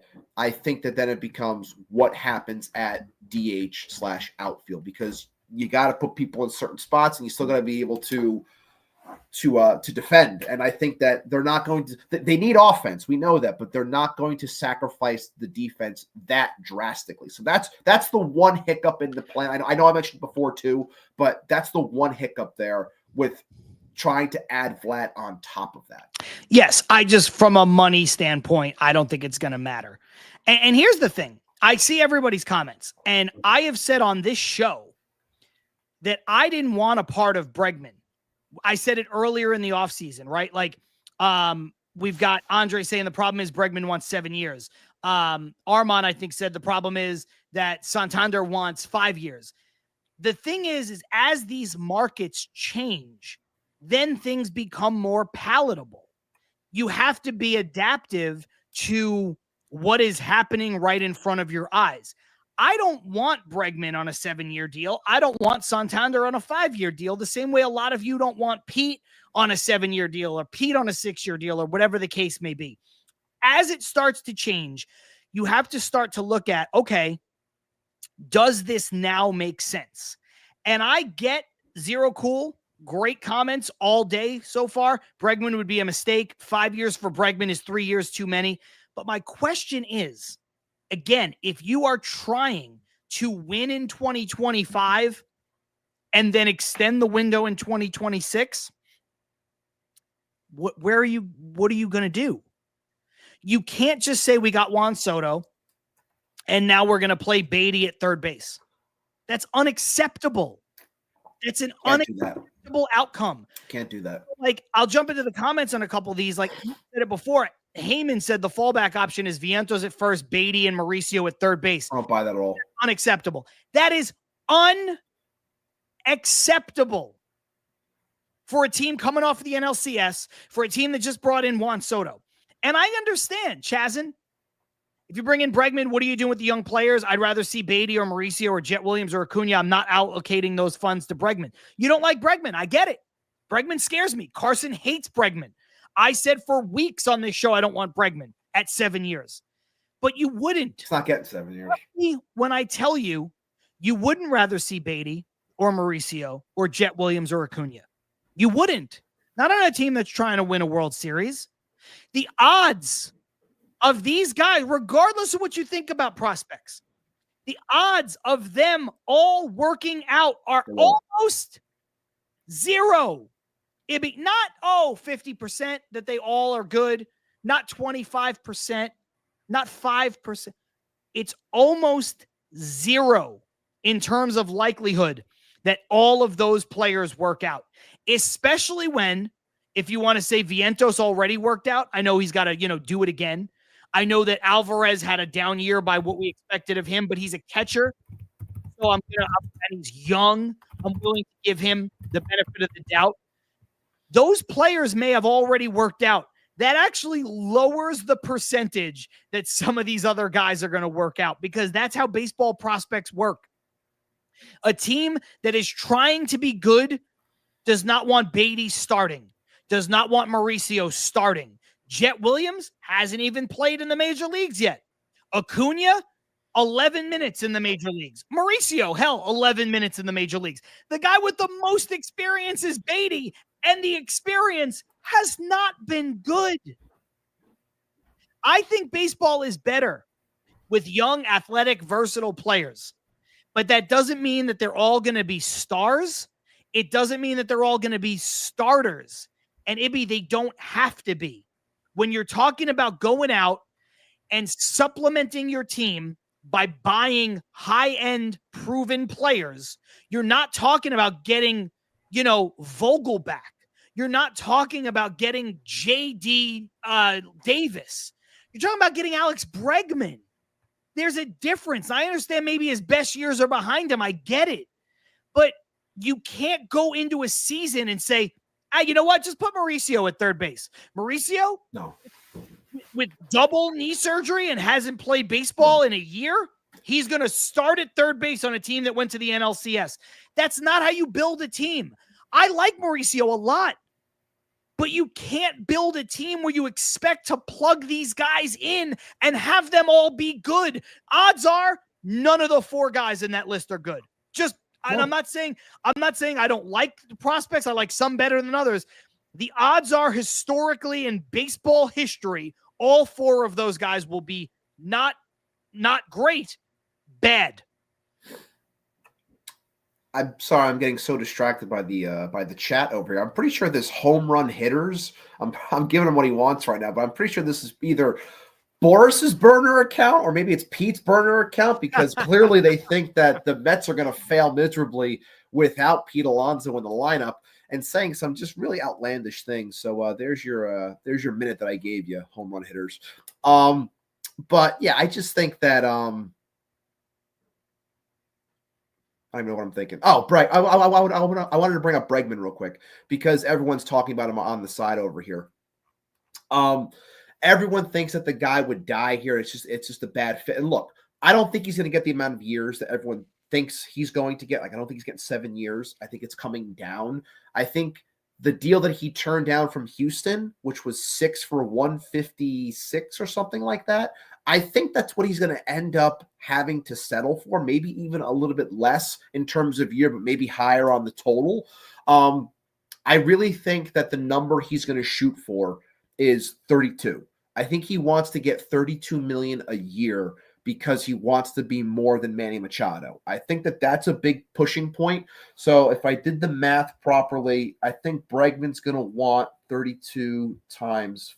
So 160 over 5. That was my guess. 160 over 5 instead of 6 I would do years. that deal. I think that's his best offer that he's going to get. 160 over 5. I do.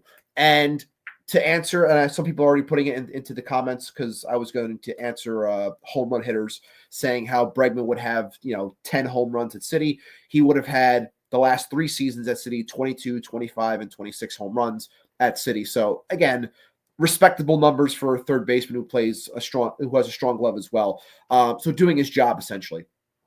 But either way, I understand the hesitancy from people. I get it. I like Bregman more as a and piece, meaning Bregman and someone else. Like, I like it more as that. I'm not saying that I want just Bregman and then let's go to battle. I think you have to do more. And I believe that they will do more. And whether it's Bregman and Santander, whether it's Santander and Alonso and Bregman, like, I still believe that 2 of those guys are going to be here. I really do until I'm told otherwise. So, yeah. I want to address this one from Chazin. We're going to give 5 years, 160 to Bregman, but not give it to Pete. LMFAO, what a joke. Here's the difference, Chazin. I have said on this show that I would have given Pete 160. I would have given Pete 175. I said I would have given Pete at one point as high as $200 million on the right contract. The thing is that now you don't have to. So why would you if you don't have to? That's my point. And now, Pete turned down that money, by the way. He turned that money down. So that's the tricky part. It's not picking the new flashy thing over the thing that we have. I am a Pete fan. I know you're newer to this show. I have supported Pete when no one else did. Ibby also loves Pete. Pete. We have supported Pete tremendously. Love Pete. I would be very happy if the Mets signed Pete and Bregman, or Pete and, I would even be happy if they signed Pete and Winker. I don't think it's as good, but I would be happy with that. Even if it took us out of the Vlad Jr. market, I would be happy with the Mets committing to paying players, rewarding players, putting a good team on the field, trying to win a World Series. I would be happy to see that happen. But you just have to look at what they are projected to get, where the market is trending, what they have done. None of this exists in a vacuum. If Pete already turned down 7 for 158 and 3 for 90, why is he going to take 5 160? It's less years than he wants, isn't it? It's more AAV than he should get, but it's less year. So what's my thinking that he would take this? And also, how many times is he going to say no?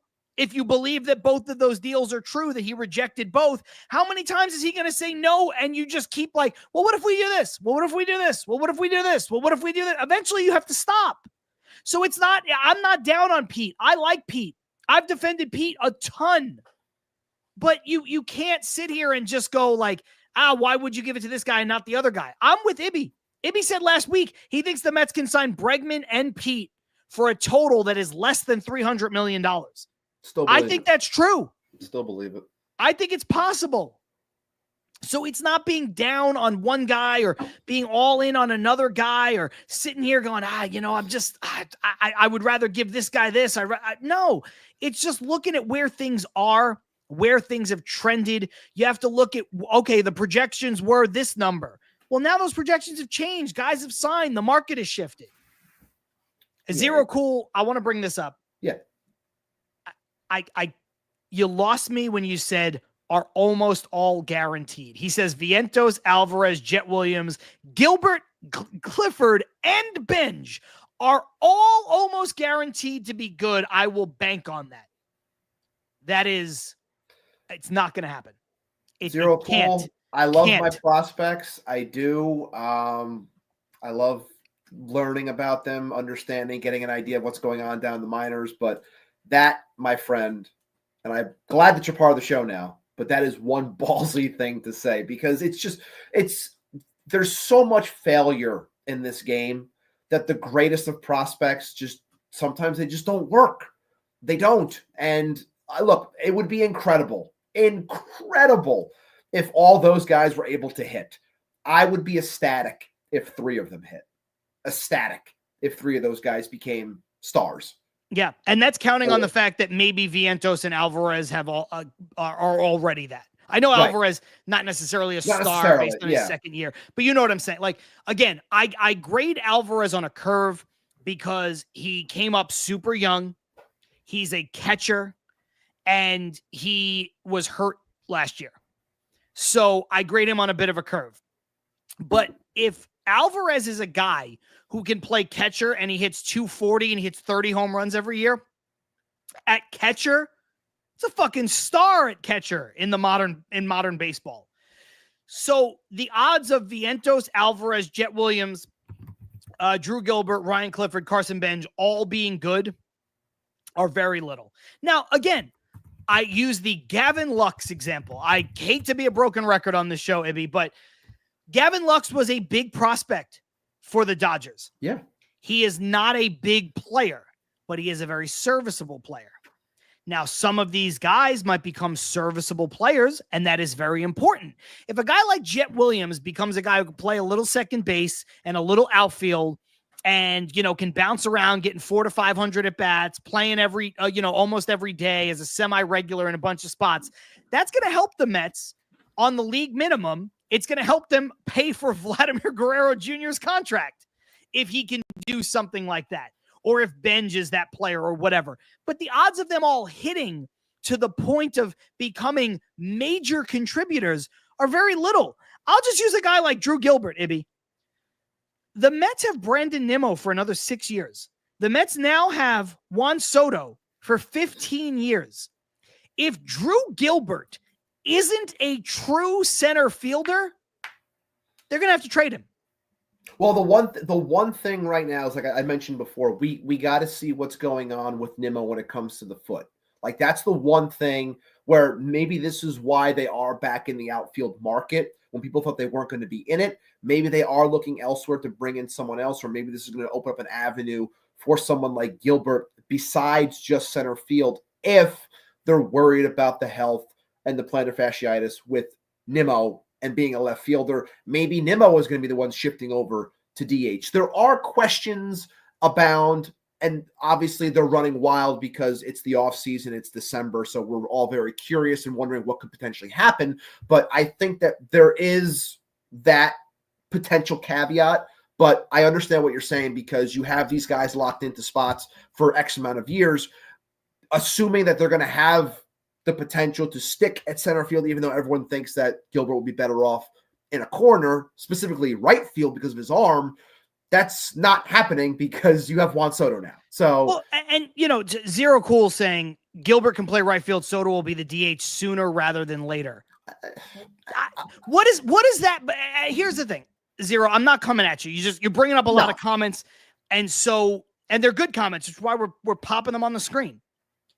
What does sooner rather than later mean? I know that Juan Soto is not a great defender, Ibby. He's 26. They just signed him for 15 years. He's going to be in the outfield for at least another 5 years, in my opinion. I agree. And then I think if they don't get Vlad Guerrero Jr., he's probably going to play first base.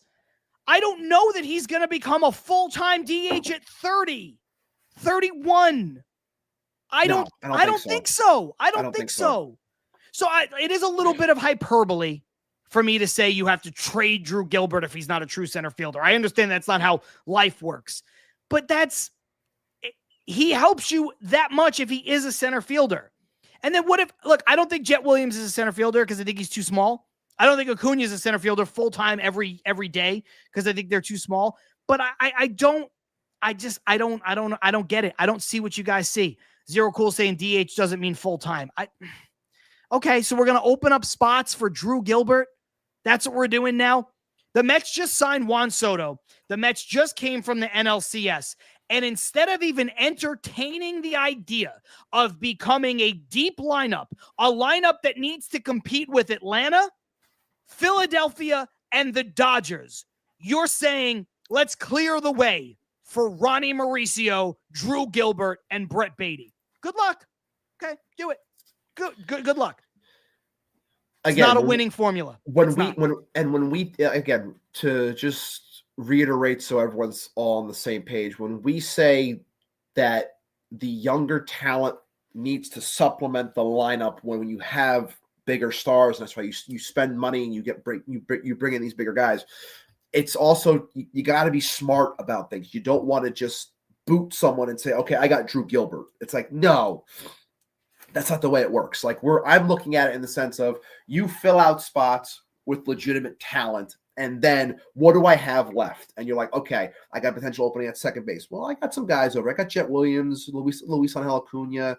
Maybe once we're done with McNeil, he's out of here. We got some cheap guys over here. What else do we got? Well, we don't know about Nimmo left. Okay, maybe I can think about Drew Gilbert, but you tell me Anthony Santander is a possibility? Well, that kind of trumps Drew Gilbert then, because that's a better opportunity, especially on a 3-year deal. Maybe that I can then move Drew Gilbert in a deal to potentially get a bullpen piece, a starting pitcher, like whatever may be at the deadline. Like there are, again, when it comes to prospects also, the biggest thing and the youth, it's about timing. We call them lottery tickets for a reason. You either cash in that lottery ticket because you want that to be something for your team, or you cash out because you need something else for your team. So again, the service that this player or these players are going to have for this team, they might be for us or they might be for getting us something else.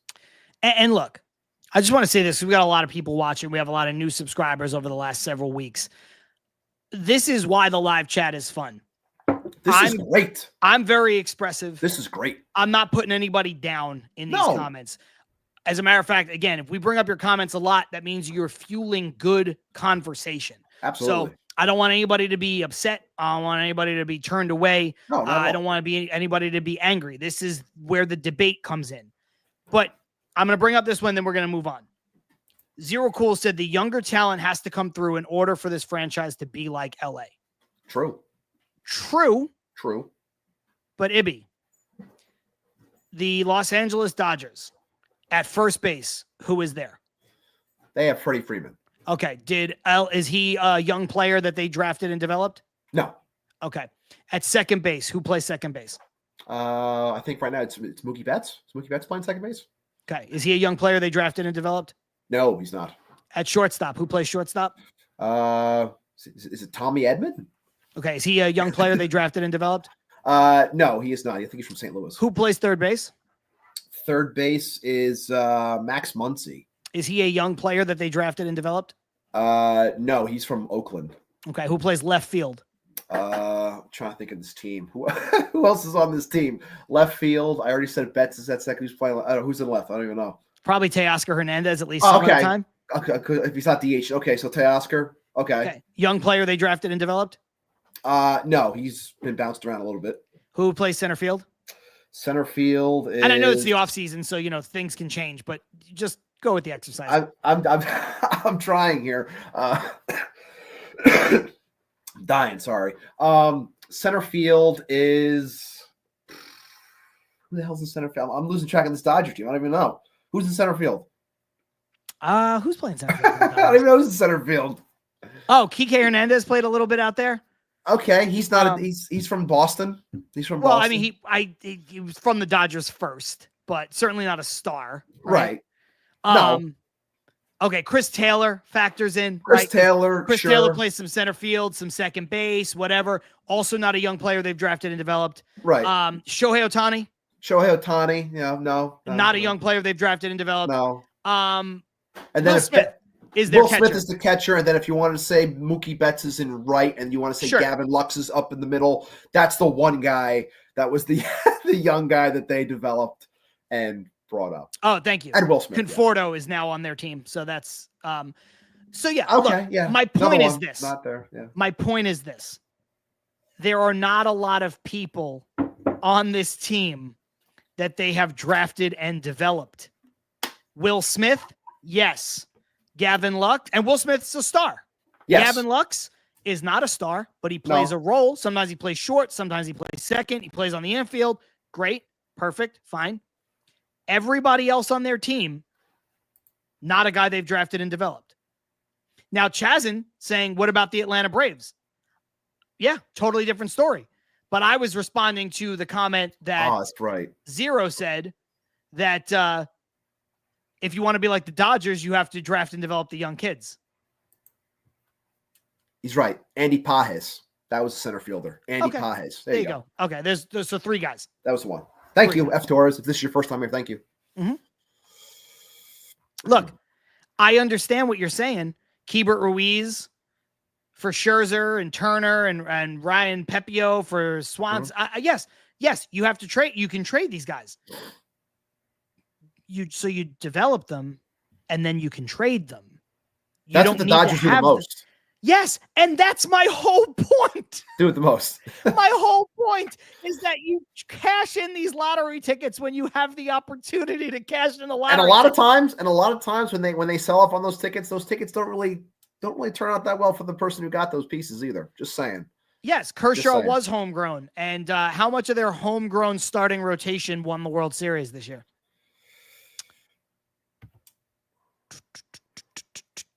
Not a lot.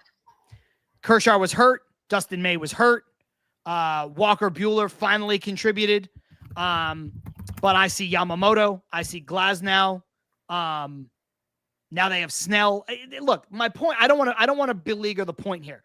The point is that a lot of these guys are people that you can move on from, and you cannot be attached to them. Some of them are going to be important players for you. Some of them might be important players for somebody else. Some of them may not factor in the major leagues at all. So if you have the opportunity to get better, you should get better when you can. That's all my point. Maybe while we're talking about this, and I'm dashing prospects, which is something I don't want to do. John hates the kids. Look, I think it's important to have good young talent. I think it's important to have a deep farm system, but the odds of them all panning out is slim to none. So, Carlos Ramos asked, do you guys think Ryan Clifford has anything to do with the Mets' strong stance on Alonso? I will simply say it shouldn't. No, I don't think it does. And I think because I would say yes to that if he was closer. And I don't think he's close enough. I don't think he's to the point where you can say that, we are, a midseason call up away. Because I don't think he is. I think he has a lot to figure out still. The talent's there. The eye is there. The power's there. But you still got to see it over a longer period of time. So I don't think that they're looking at Pete and saying, well, we feel good because we got Clifford in the wings. It's, if anything, and be more of what I think a majority of baseball is thinking. And that is, I'll find first base production one way or another. I don't have to bank on anything. I don't have to worry about it. I don't think people are that if you have someone in your system, great. But either way, I think the majority of baseball front offices now are saying, I'll find talent at first base, or I'll give somebody a glove and I'll teach them first base and we'll figure it out. Like, I think that's what a lot of people are doing now with the position. And I think that's what you're seeing when it comes to everyone opting not to sign Pete Alonso, not to give him money and go elsewhere for cheaper for cheaper options. Look, I agree. I'm going to bring up this comment. Actually, first I'm going to bring up this one just to give us our flowers. Stan from Westport saying, great channel, much respect, and we appreciate the love. Thank you, brother. Appreciate it. I do think that this chat has gone, like our conversation with the chat has gone in a very specific direction that is important, but I don't think one that we need to continue to go down for the next 30 minutes as we wrap up the show, which is the importance of prospects and young kids versus major league talent. Because Zero Cool says, I'm not attached. Keep the best, flip the rest. It's basic. And that's where you and I agree. And I think that's really where the communication breakdown is happening a little bit. Ultimately, I agree, and I think we all agree. But the one thing that I will say is that I've always mentioned on this show that sometimes you have to separate your fandom from a person with a platform that talks into a microphone. I appreciate everybody who tunes in. My only goal as a fan of the Mets is for the Mets to be as good as they can be for as long as they can be, as consistently as they can be. I do not care if the players that make that happen come from the minor leagues, are drafted, are traded for, are signed. I don't care if they come from Mars on a rocket ship that crash lands here on this planet. I don't care. I just want the Mets to be good. I don't care how much it costs because I'm a fan. I want to sit down. I want to be entertained. I want to enjoy it. I want to root for a winning product. As somebody with a platform who does this, I understand that there are different machinations that factor into that. Some people are going to lean more prospect heavy. Some people are going to lean more major league talent heavy. There is not one way to build out a team. But I do think that while the young players are important, you have to be realistic about what they are going to be. And you also have to recognize where your team is in terms of this window, this progress. And I think right now, the Mets have Lindor, who is great, but is 30. Nimmo, who is very good, but is 30. Senga, who is very, very good, but is 30. Sean Manaea, who we hope has now found the next level to be very good, but is 30. Edwin Diaz, who we hope finds his form from a couple of years ago to being great, but is 30. And I think that when you have a team like that and you add Soto to the mix, Soto is the person that you hope extends that window. But Ibby, you have to do something about today too.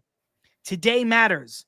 Mets fans have waited for nearly 40 years for a World Series. And I don't think that getting, let's say, Santander and Bregman, two players that are wildly flawed, if they win a World Series with a wildly flawed team in 2025, I don't think anybody should be upset. That's my point. Because, like Richard Zucker says, Soto by himself is not enough. It's not. And that's true. It's not. And believe me. I don't want to argue with anybody. No, and look, people are getting anxious because, like I said before, Mets fans get very anxious. And I want to parlay this into my point that I'm going to make because on the bottom ticker, you're going to see that I wrote David Stearns, do what's best. And I think that Mets fans just have a hard time, and I understand past wounds, being a fan of this team for as long as you have, wanting to win, being tired of hearing about patience and all that. I just think that when it comes to the Pete stuff, no matter what happens, no matter how they choose to build this team, David Stearns has the best interest for this team. I don't think that we as fans don't understand for the most part, because we've never had somebody that's actually smart when it comes to how baseball is being played and developed and done during that specific time when that person was hired. Now we have someone that is fully entrenched in what baseball is.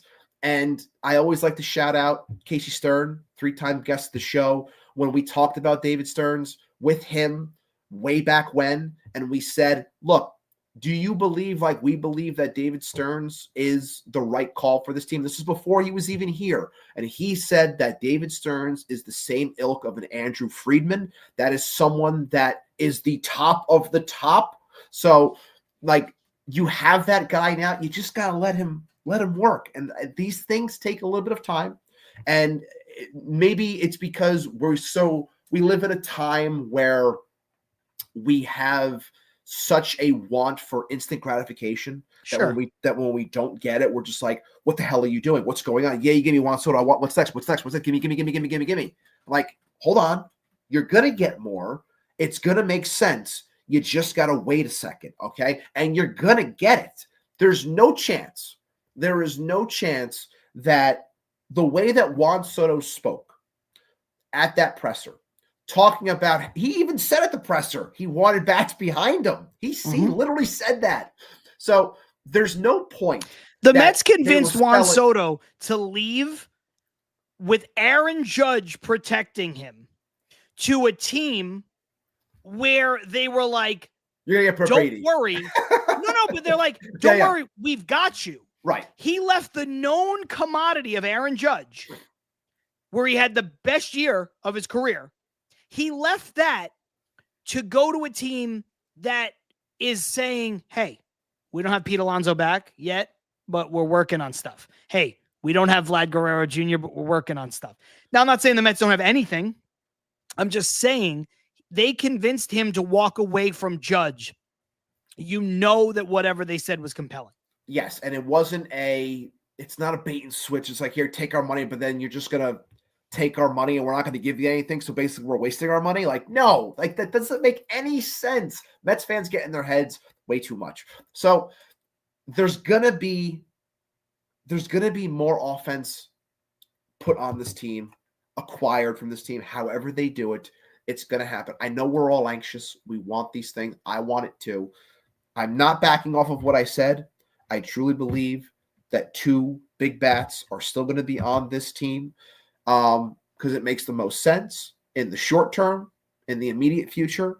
And then if that allows them to have leeway when it comes to a trade or next year when it comes to a signing of a Vlad Guerrero. Now, again, I'm not advocating for playing for the next year. It's not what I'm saying. I'm just saying I think that there are ways that you can position yourself if you want to still be a potential player in something. If Pete is adamant about wanting 6 years and he's not backing off of it, and the Mets are getting to a point where, and I'll bring up Explosive's comment, they said before, if Bregman goes elsewhere, do you start to begin to panic on Pete?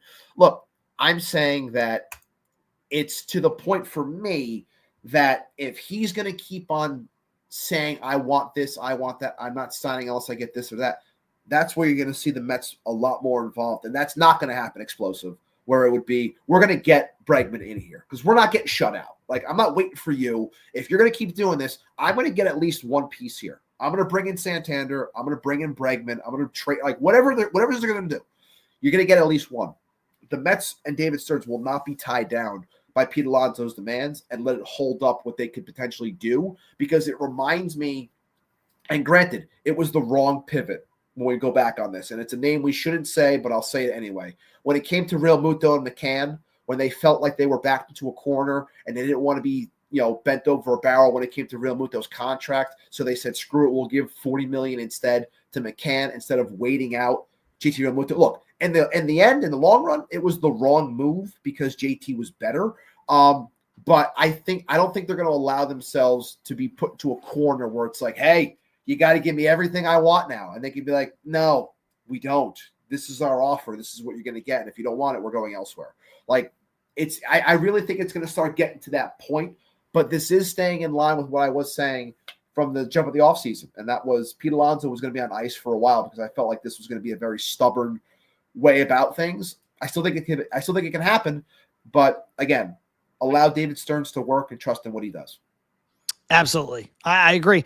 Zero Cool saying Cohen wasn't there for Real Muto. We know just the point of the it's pivot. just a point. Yeah. It's the point of it, yeah. I want to bring up a couple of good comments here. This was great from Lounge Zinger. And again, shout out to all the new commenters. I believe Zero Cool is one of them. Lounge Zinger is one of them.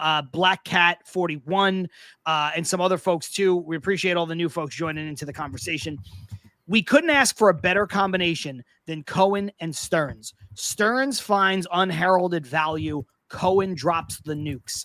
Then talented manager Mendoza. We should be ecstatic over that trio. That is a great, great comment. And I totally agree, because that's where Mets fans should be. And to this, Zero, I've waited since 86. I'm willing to wait for Stearns to build this thing and dominate for a decade plus. Yeah, I'm not saying be impatient, by the way. Let me be clear for everybody. Ibby, in no way, shape, or form am I saying the Mets should just do whatever they can to win in 2025.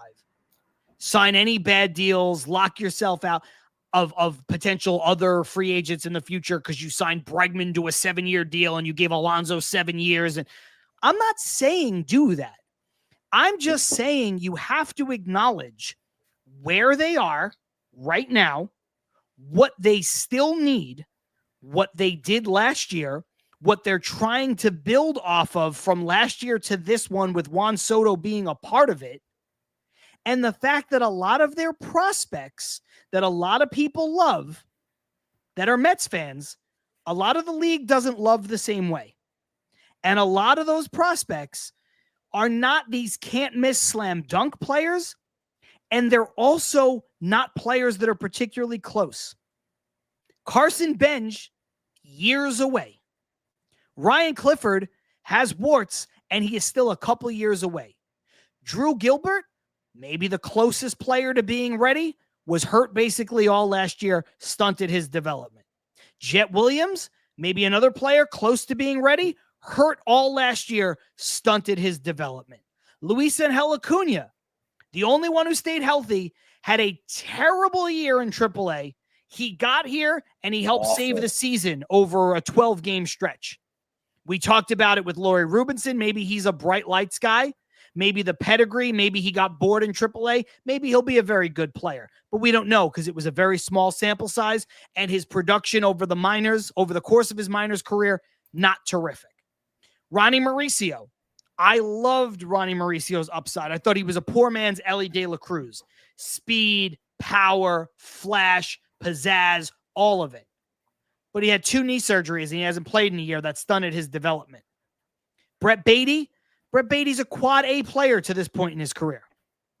I'm not making these things up. These are just the facts. So when people want to plug those players in, I say, who around baseball is plugging those players in? And if those players are guaranteed to be so good, can't miss, Ibby, how come the Mets don't have Garrett Crochet right now? Why did the White Sox take the package from the Red Sox? Yeah. Why isn't Garrett Crochet a Met? I thought those prospects were so good. What happened? Not good enough in the entire scope of the league, that's for sure. That's all I'm saying. And you can look at, I know people get lost when it comes to overall ranks from people based off a publication that you read from, and you're like, oh, we have a top 10 system and blah, blah, blah, blah, blah. Again, there's a major difference when it comes to what your system is ranked from a publication versus what it actually is ranked by the ones inside the game. And the people that I like to follow and read their stuff, and it's just like, they're like, yeah, the Mets have good players and some guys that we think can turn into something decent, but it doesn't hold a candle to these other top echelon type of prospects like you saw that landed the Red Sox, Garrett Crochet, that, why everyone lauds the Baltimore Orioles for the players that they have. It's like, there's just another level. And I've always said to Mets fans, don't be afraid to aspire for more. Don't be afraid to want more. Don't be afraid of change. Don't be afraid of, again, if it comes across as, I know some people are thinking that because Pete doesn't have his contract, it's an insult, or you only give him 3 years. This guy is the ideal Met. It's like this. I know Game for War was once saying that in the comments. So it's like, it's not that. It's just you're looking for what's best. And right now, they might not think that it's best to give that player, 6 or 7 years, because nobody is. So why would we have to? There's no reason to bid against yourself. Like, again, just be smart.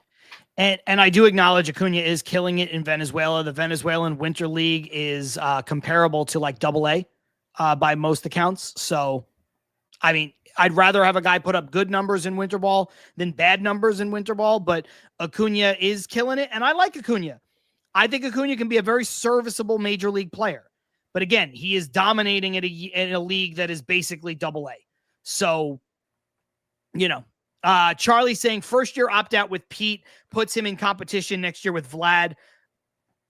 I wouldn't want to do that if I were Pete. That's why, Ibby, I think if the Mets can maybe come to terms with Pete on something that gives him a opt out after 2 years, that might make some sense.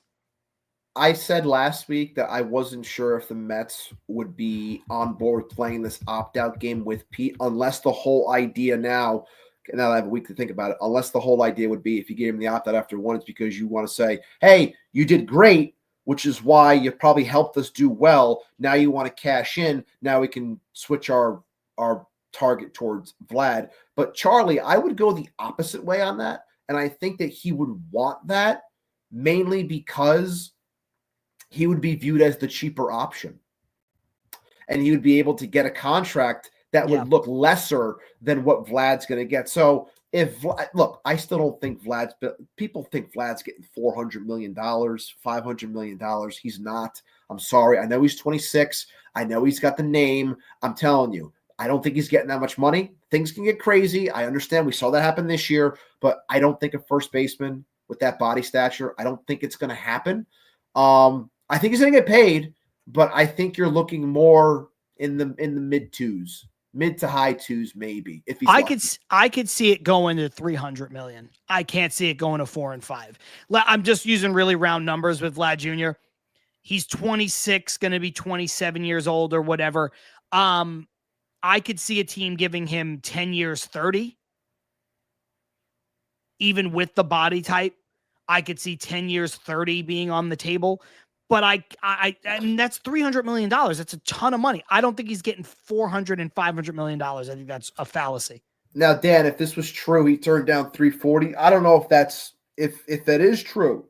If he turned down 340, I think that could also be because he doesn't want to stay in Toronto. He could say he loves Toronto all he wants, but nobody wants to take that money. So maybe the only way he stays there, excuse me, is if he gets a ridiculous contract where he's just like, screw it. You're going to give me that much money? I'll stay here. I'll be the face of your franchise. Fine. I think that's the only way that he stays in Toronto. They might try to go that route, but I still think their best course is to trade him now. They're not going to do it, but I don't think he's going to – I have a hard time seeing a first baseman, regardless of age, regardless of name, get a deal that large with how the game is treating first baseman now. I just can't see it. I can't. And I know it's a different time. It's a generation ago. But first basemen do not make let's reset the entire market for players' money unless you're also the best hitter in the sport. You look at Pujols, you look at Miguel Cabrera, both guys, especially Cabrera. Cabrera came up when he was 19, so it's a pretty good comp because he was so young. These guys got paid. They were the best player, the best pure hitter in the sport. Cabrera won a triple crown. Pujols hit 700 home runs. Vladimir Guerrero is very, very, very, very, very, very good. But I don't think anybody's going to mistake him as the inarguable best player, best hitter in the sport. So that's why I think his market's going to be great, but I think it'll be a bit depressed from what some people are saying. Cabrera was a third baseman. When Cabrera got that deal, he had switched to first base already, didn't he? No, we talked about this about 2 weeks ago when I brought this up as a comp when it came to Soto and changing positions.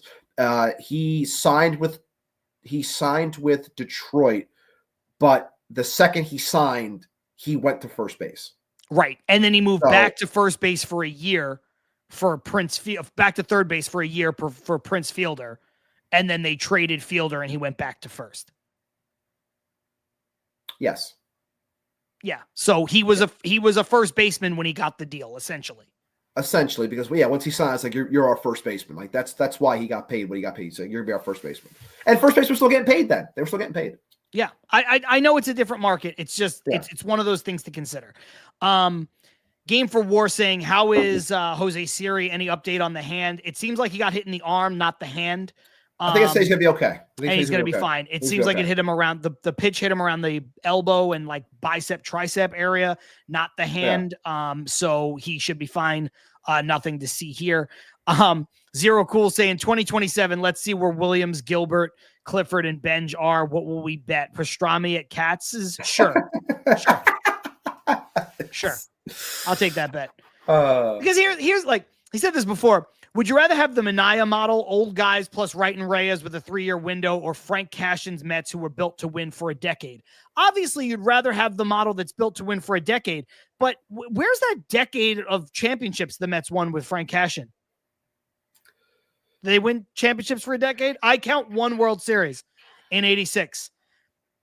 I count a bunch of years where they didn't even make the playoffs. I understand there was no wild card back then. They would have made more playoffs. This is true. But I don't know. What are you pulling up? Just thought this was interesting. If that's true, just reported Roki Sasaki requesting that no team include any of their own players in the recruiting visits. I have not seen that. I have not seen it yet, but if that's true, Explosive, thank you for sharing. Thank you for sharing. Interesting, nonetheless. Old guys was the foundation, not Cashin's fault. I was going to make a joke, but I was going to let it go, but you took the low-hanging fruit, Zero. You took it. I mean, listen, I know, but that's the point. The point is nothing's guaranteed. The late 80s Mets should have been a dynasty, but they weren't. You can't win one. Can this Mets team win one World Series before we talk about dynasties? Before we talk, God, I don't want to go down a rabbit hole. Anyway, Ibby, let me ask you this. We'll get out of here on this. And I'll open this up to the chat. Very specific question. You can only have 2 of the 4 following players, and you have to have 2 of the 4 following players. So you can't move this down the line. You can't say, I don't want them. Get me Vlad Guerrero Jr. next year. You can only have 2. And you have to have 2. And I'm not saying on ridiculous contracts. Let's say that the market plays out the way it is, and they are Stearns contracts, things that he will happily sign, knowing that he is smart, knowing that he is patient, knowing that he has slow played this market. You can only have 2, and you have to pick 2. Pete Alonso, Alex Bregman, Anthony Santander, and Jesse Winker. What are the 2 that you want and why? Based off of everything that has gone on with this team, reading the tea leaves, where the needs are, how you can shift things around, prospects, what have you, all of that considered, I believe that my 2 that I would choose are Pete Alonso and Alex Bregman. Because I think ultimately they want to move. I do think this. I think that they want to move Vientos off of third, at least part-time, if not full-time.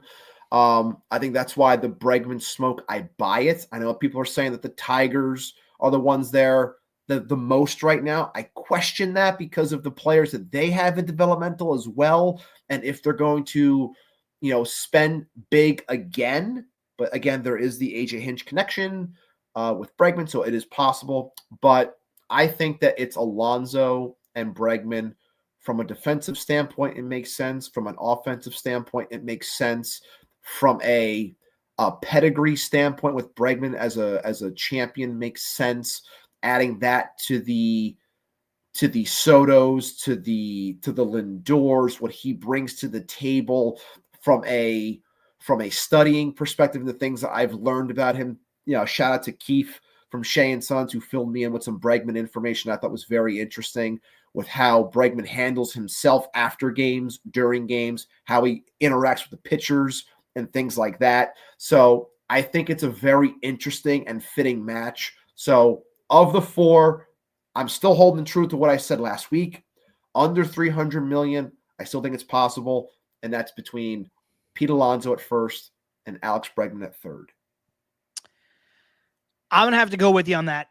I'm going to jump into the comments because a lot of people are giving their opinions, and we will get to as many of them as we can. So as we close out the show here in the next couple minutes, so keep that coming. Santander, Alonso, Bregman, and Winker, you can only have 2, but you have to have 2, and you understand that none of the deals are insane or over the top. They're not overpays. They're going in line with where the market is at this moment, where it has trended, and the fact that Stearns is not going to sign 2 of them to insane deals. Ibby, I can't really add anything to what you said about choosing Bregman and Pete. So when I say I agree with you that that's my first choice, I just agree with you across the board. What I will say is if it's not Bregman and Pete, then let it be Bregman and Santander. Because I think that Bregman and Santander will be cheaper than Bregman and Pete if you want to play that game. I think Santander, while not a good defender, does give you some of the versatility we talked about in the first half. Ability to DH. Maybe he plays some first base. Maybe he plays some left field. He moves around, whatever. I also think having a second switch hitter in the lineup would be nice. And I think Santander, while not the prolific power hitter that Alonso has been since he came into the league, is a very underrated power hitter. And I think that he will give you the best punch that you would hope to have in terms of pure power that you would lose out from getting Pete. Because I think you and I have talked about Bregman not being a replacement for Pete because he's a different kind of player in every way. So you would need to make up that power somewhere. I know the on-base percentage is ugly with Santander. I know it's 308. Ugh, not great. He did have the lowest batting average on balls in play in baseball in 2024. So maybe you get a little rebound there, tick his average up a bit. Maybe he gets a couple more RBI, whatever. Point is, if they're not going the Alonso route, I think Santander is the one that makes the most sense. And I think that while I would prefer Alonso and Bregman, dare I say the Mets might prefer Santander and Bregman. They might. They very well might. I think they might. And I see you in the comments, Zero Cool, saying how, when Bregman is giving a 90 weighted runs created plus and is a 1 WAR disaster in 27, I will remember this day. Hey, look, first of all, we got to see if it actually happens, number one. But it's an interesting thing to look at because I always talk about the fascination that I have when it comes to roster construction, and it's happening right in front of all of us. And I know I'm more patient than others when it comes to this, but I really want to see how David Stearns goes about doing this because there are so many ways that it can happen. And I want to see, who blinks first, what amount it's going to take, what player is going to get brought in, how it's going to, the machinations of the defense and everything, and all these pieces moved across the table. There's a lot that's going on. And either way, no matter what, as we hit 2 hours, we got to get out of here. Either way, it's been a wild ride to this point. And I've said it from the jump. I'm going to continue saying it. I trust David Stearns, whatever he's going to choose to do, because the guy knows baseball. The guy's smart as hell. And he's made winners before. I know he hasn't won one yet. I know, but he did some special things in Milwaukee. He did something special his first year. We'll see what goes on moving forward. But let the guy cook. Let the guy cook. Yeah, listen, really quick. Check your DMs from Armand. He said it's Roki Sasaki news. So go ahead and check that. In the meantime, I'm going to jump into these comments and as promised, shout out whoever decided to comment with what their picks were. We have Truman Quinn saying Pete and Bregman. Mr. Nobody's going Alonso and Bregman. Carlos Ramos saying Bregman, Santander, and Winker. A lot of people saying Winker not in the same category as those other three players. I agree. But I think that if they get two of the others, they're not going to be in on Winker, which is why I brought it up. A lot of people also saying that you could get Winker on a short-term, low-money deal for depth, potentially. So that's where Carlos Ramos is going here. Henry saying Santander and Bregman. Pete saying, Carlos Ortiz saying Pete and Santander. Yamid saying Pete and Santander. A lot of people selling out for power. Give me all the power. I mean, that's two guys that can hit 85 home runs or something, 90 home runs between them. Zero Cool saying, unfortunately, it will be Bregman and Alonso. Maureen, Alonso and Bregman. Andre, Alonso and Bregman. Lounge Zinger, Bregman and Santander, Gold Glove left side gives us 2 power hitting switch hitters in the lineup, and we go after Vladdy later. Armand saying Pete and Bregman, put Bregman at second, keep Vientos at third. We got Black Cat, new commenter I shouted out before, saying Bregman and Santander. Brad, Santander and Alonso again selling out for power. Charlie, Bregman at second, then go get Pete. Michael King, Pete and Bregman. And then Mr. Nobody saying Winker will be cheap. You can add him later. Carlos Ramos saying, following up on his own comment, we need Winker back regardless of this question. He's essential for depth, in my opinion. I want to apologize really quick before I toss it to you, Ibby. I know that I always say Santander or Santander or what. I always screw up his name because of the bank that's in New York. It's in the tri-state area, Santander Bank. So I know that I probably say his name wrong a lot, but it's because I used to bank there and it gets stuck in my head all the time. So Ibby, lot of mixed bag, but most people are saying Pete and Bregman, Darren Rivera included. What did you get in terms of the Sasaki news? Nothing too crazy, just a breakdown of, what's to come, saying how he wants to visit 1 or 2 cities as he tries to finalize his decision-making process. He's definitely driving the ship and calling the shots. That's coming from Joel Wolf. Interesting enough, Roki Sasaki asked that no players attend the initial meetings per his agent.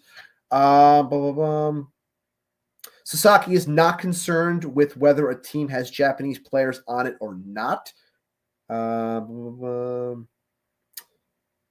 Agent saying that Sasaki is a guy that wants to be great. He's not coming here just to be rich. He wants to be one of the greatest ever. I see that now, and that's how he's articulated it.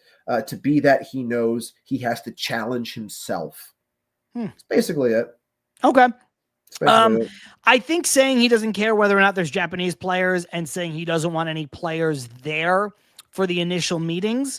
I think that I'm not saying it puts the ball in the Mets court, but I think it does help the Mets. I think this is maybe more of an open process than we thought. The entire thing that was laid out by The Athletic in terms of what he wants in a ball club, 2 teams fit that billing. It's the Dodgers and it's the Mets. Agree. That's the way it came across to me. And if he wants to go to the Dodgers, we've all said it's probably the Dodgers. But the Mets have a shot if the things he's saying is true, and it's not just window dressing because he wants to not make it seem like he's just going to the Dodgers right away. Then it's the Dodgers or the Mets. That's really what it comes down to, because everything that was laid out, money, developing, money to develop, and better, everything that's around you, like the consistency and wanting to win, it's all there. It's the Dodgers or it's the Mets. That's what it is. Yeah, and shout out to Joe DeMeo, who's been on the show before, saying you can make a case based on age and pure talent that Sasaki has the best stuff in the world, and I think that that's very possible. I think he might have the best pure stuff out of any pitcher in the world right now. So and that's not hyperbole, getting him at 23 years old would be absolutely incredible. Ibby, over 2 hours.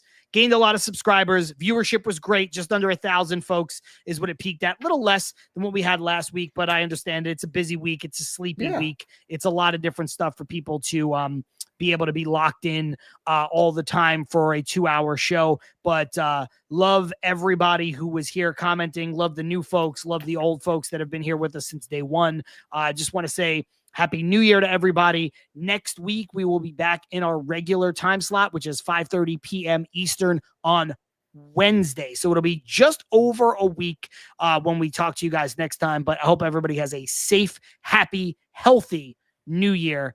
Ibby, what do you got to say? Nothing, John. I mean, that's a great way to put it. Shout out to everyone that's been supporting us since day one. Shout out to the near 900 plus that were with us today. 5 subs away from 1175. If we can get there before the show ends, fantastic. But as always, all the love, all the support, everything that you guys have given us this past year has been phenomenal. These past couple of months have been great in terms of viewership, in terms of subs, new people joining us along this journey. Appreciate it. I'll post some stats at some point, either today or tomorrow, when it comes to the overall growth of the show and why me and John are so proud of what we've been doing. So it's not possible without any of you. Today's episode was awesome because it showed what the chat can really do, and it really drove the conversation today, which led to some great talking points. And I appreciate all, and John does as well, appreciate all the brand new people that have joined this community and have helped us grow that much more in 2024 and what we plan on doing to continue into 2025. And I do see someone that you just started. I won't say the comment just yet, but Pantrese, before I read the comment, I think Pantrese is the one that made me a very happy person, because it's very difficult to cross over into the Reddit world. And correct me if I'm wrong here, Pantrese, but it's very hard because when I always look at Reddit, people are talking about Mets shows and everything. We've never crossed over there. As I mentioned, it's a lot of the same. Thank you. It's a lot of the same people that people mentioned when it comes to shows. And I'm always just so curious. Has anyone checked this out? Have we crossed over into Reddit yet? And every time I look, never mentioned. Never. 2 weeks ago, I found the first Til Mets Do Us part mentioned on Reddit, and it was by Pantrese, who said that we had a great interview with J-Mac, the OMG guy, and saying how it was a show that people should be checking out when it comes to Mets pods and blogs. So you're goddamn right, it was me. So thank you so much for that. And it's things like that that goes a long way, just crossing over into another place so other people can hear about the name, the show. It grows the channel. It's greatly appreciated. So thank you so much for that, Pantrese. Thank you so much to everyone that has joined us along the ride. And of course, Happy New Year to you. Safe one. Don't be an idiot. And just, yeah, all the love, man. Really, I can't say it enough. I appreciate this, and I love doing this with you guys. So thank you. I'm going to jump into the comments here. First, this one from Pantry saying, if Sasaki wants to be the best, no better place than the Mets, in my opinion. What better place than New York to be the best while you could do it with the Dodgers and not be in the shadow of Ohtani? It's a great point. So I'm happy that you and Pantrese got the opportunity to talk, but I thought it was a great comment in its own right. Yeah, and Lounge Zinger saying, glad I found you guys. See you next time. Thank you. Thank you. Stan from Westport, two of our newer, I believe new today commenters saying, Happy New Year. You guys are great. Super channel. Thank you. And Stephanie saying, feel better, Ibby. And I echo that sentiment. It's been a long week for my co-host, but he was here for over 2 hours anyways. So feel better, man. Happy New Year. Looking forward to another year of making great Mets content with you. And I'll see you. I'll see everybody else. We'll all be back together in about, 9 days from now. Back in 2025. In 2025. Oh my God, gross. Back in our regularly scheduled time slot, 5:30 p.m. Wednesdays, Eastern time, for more Til Mets Do Us part, all courtesy of Brella Sports. I'm John. That's Ibby. We'll see you next time. Peace.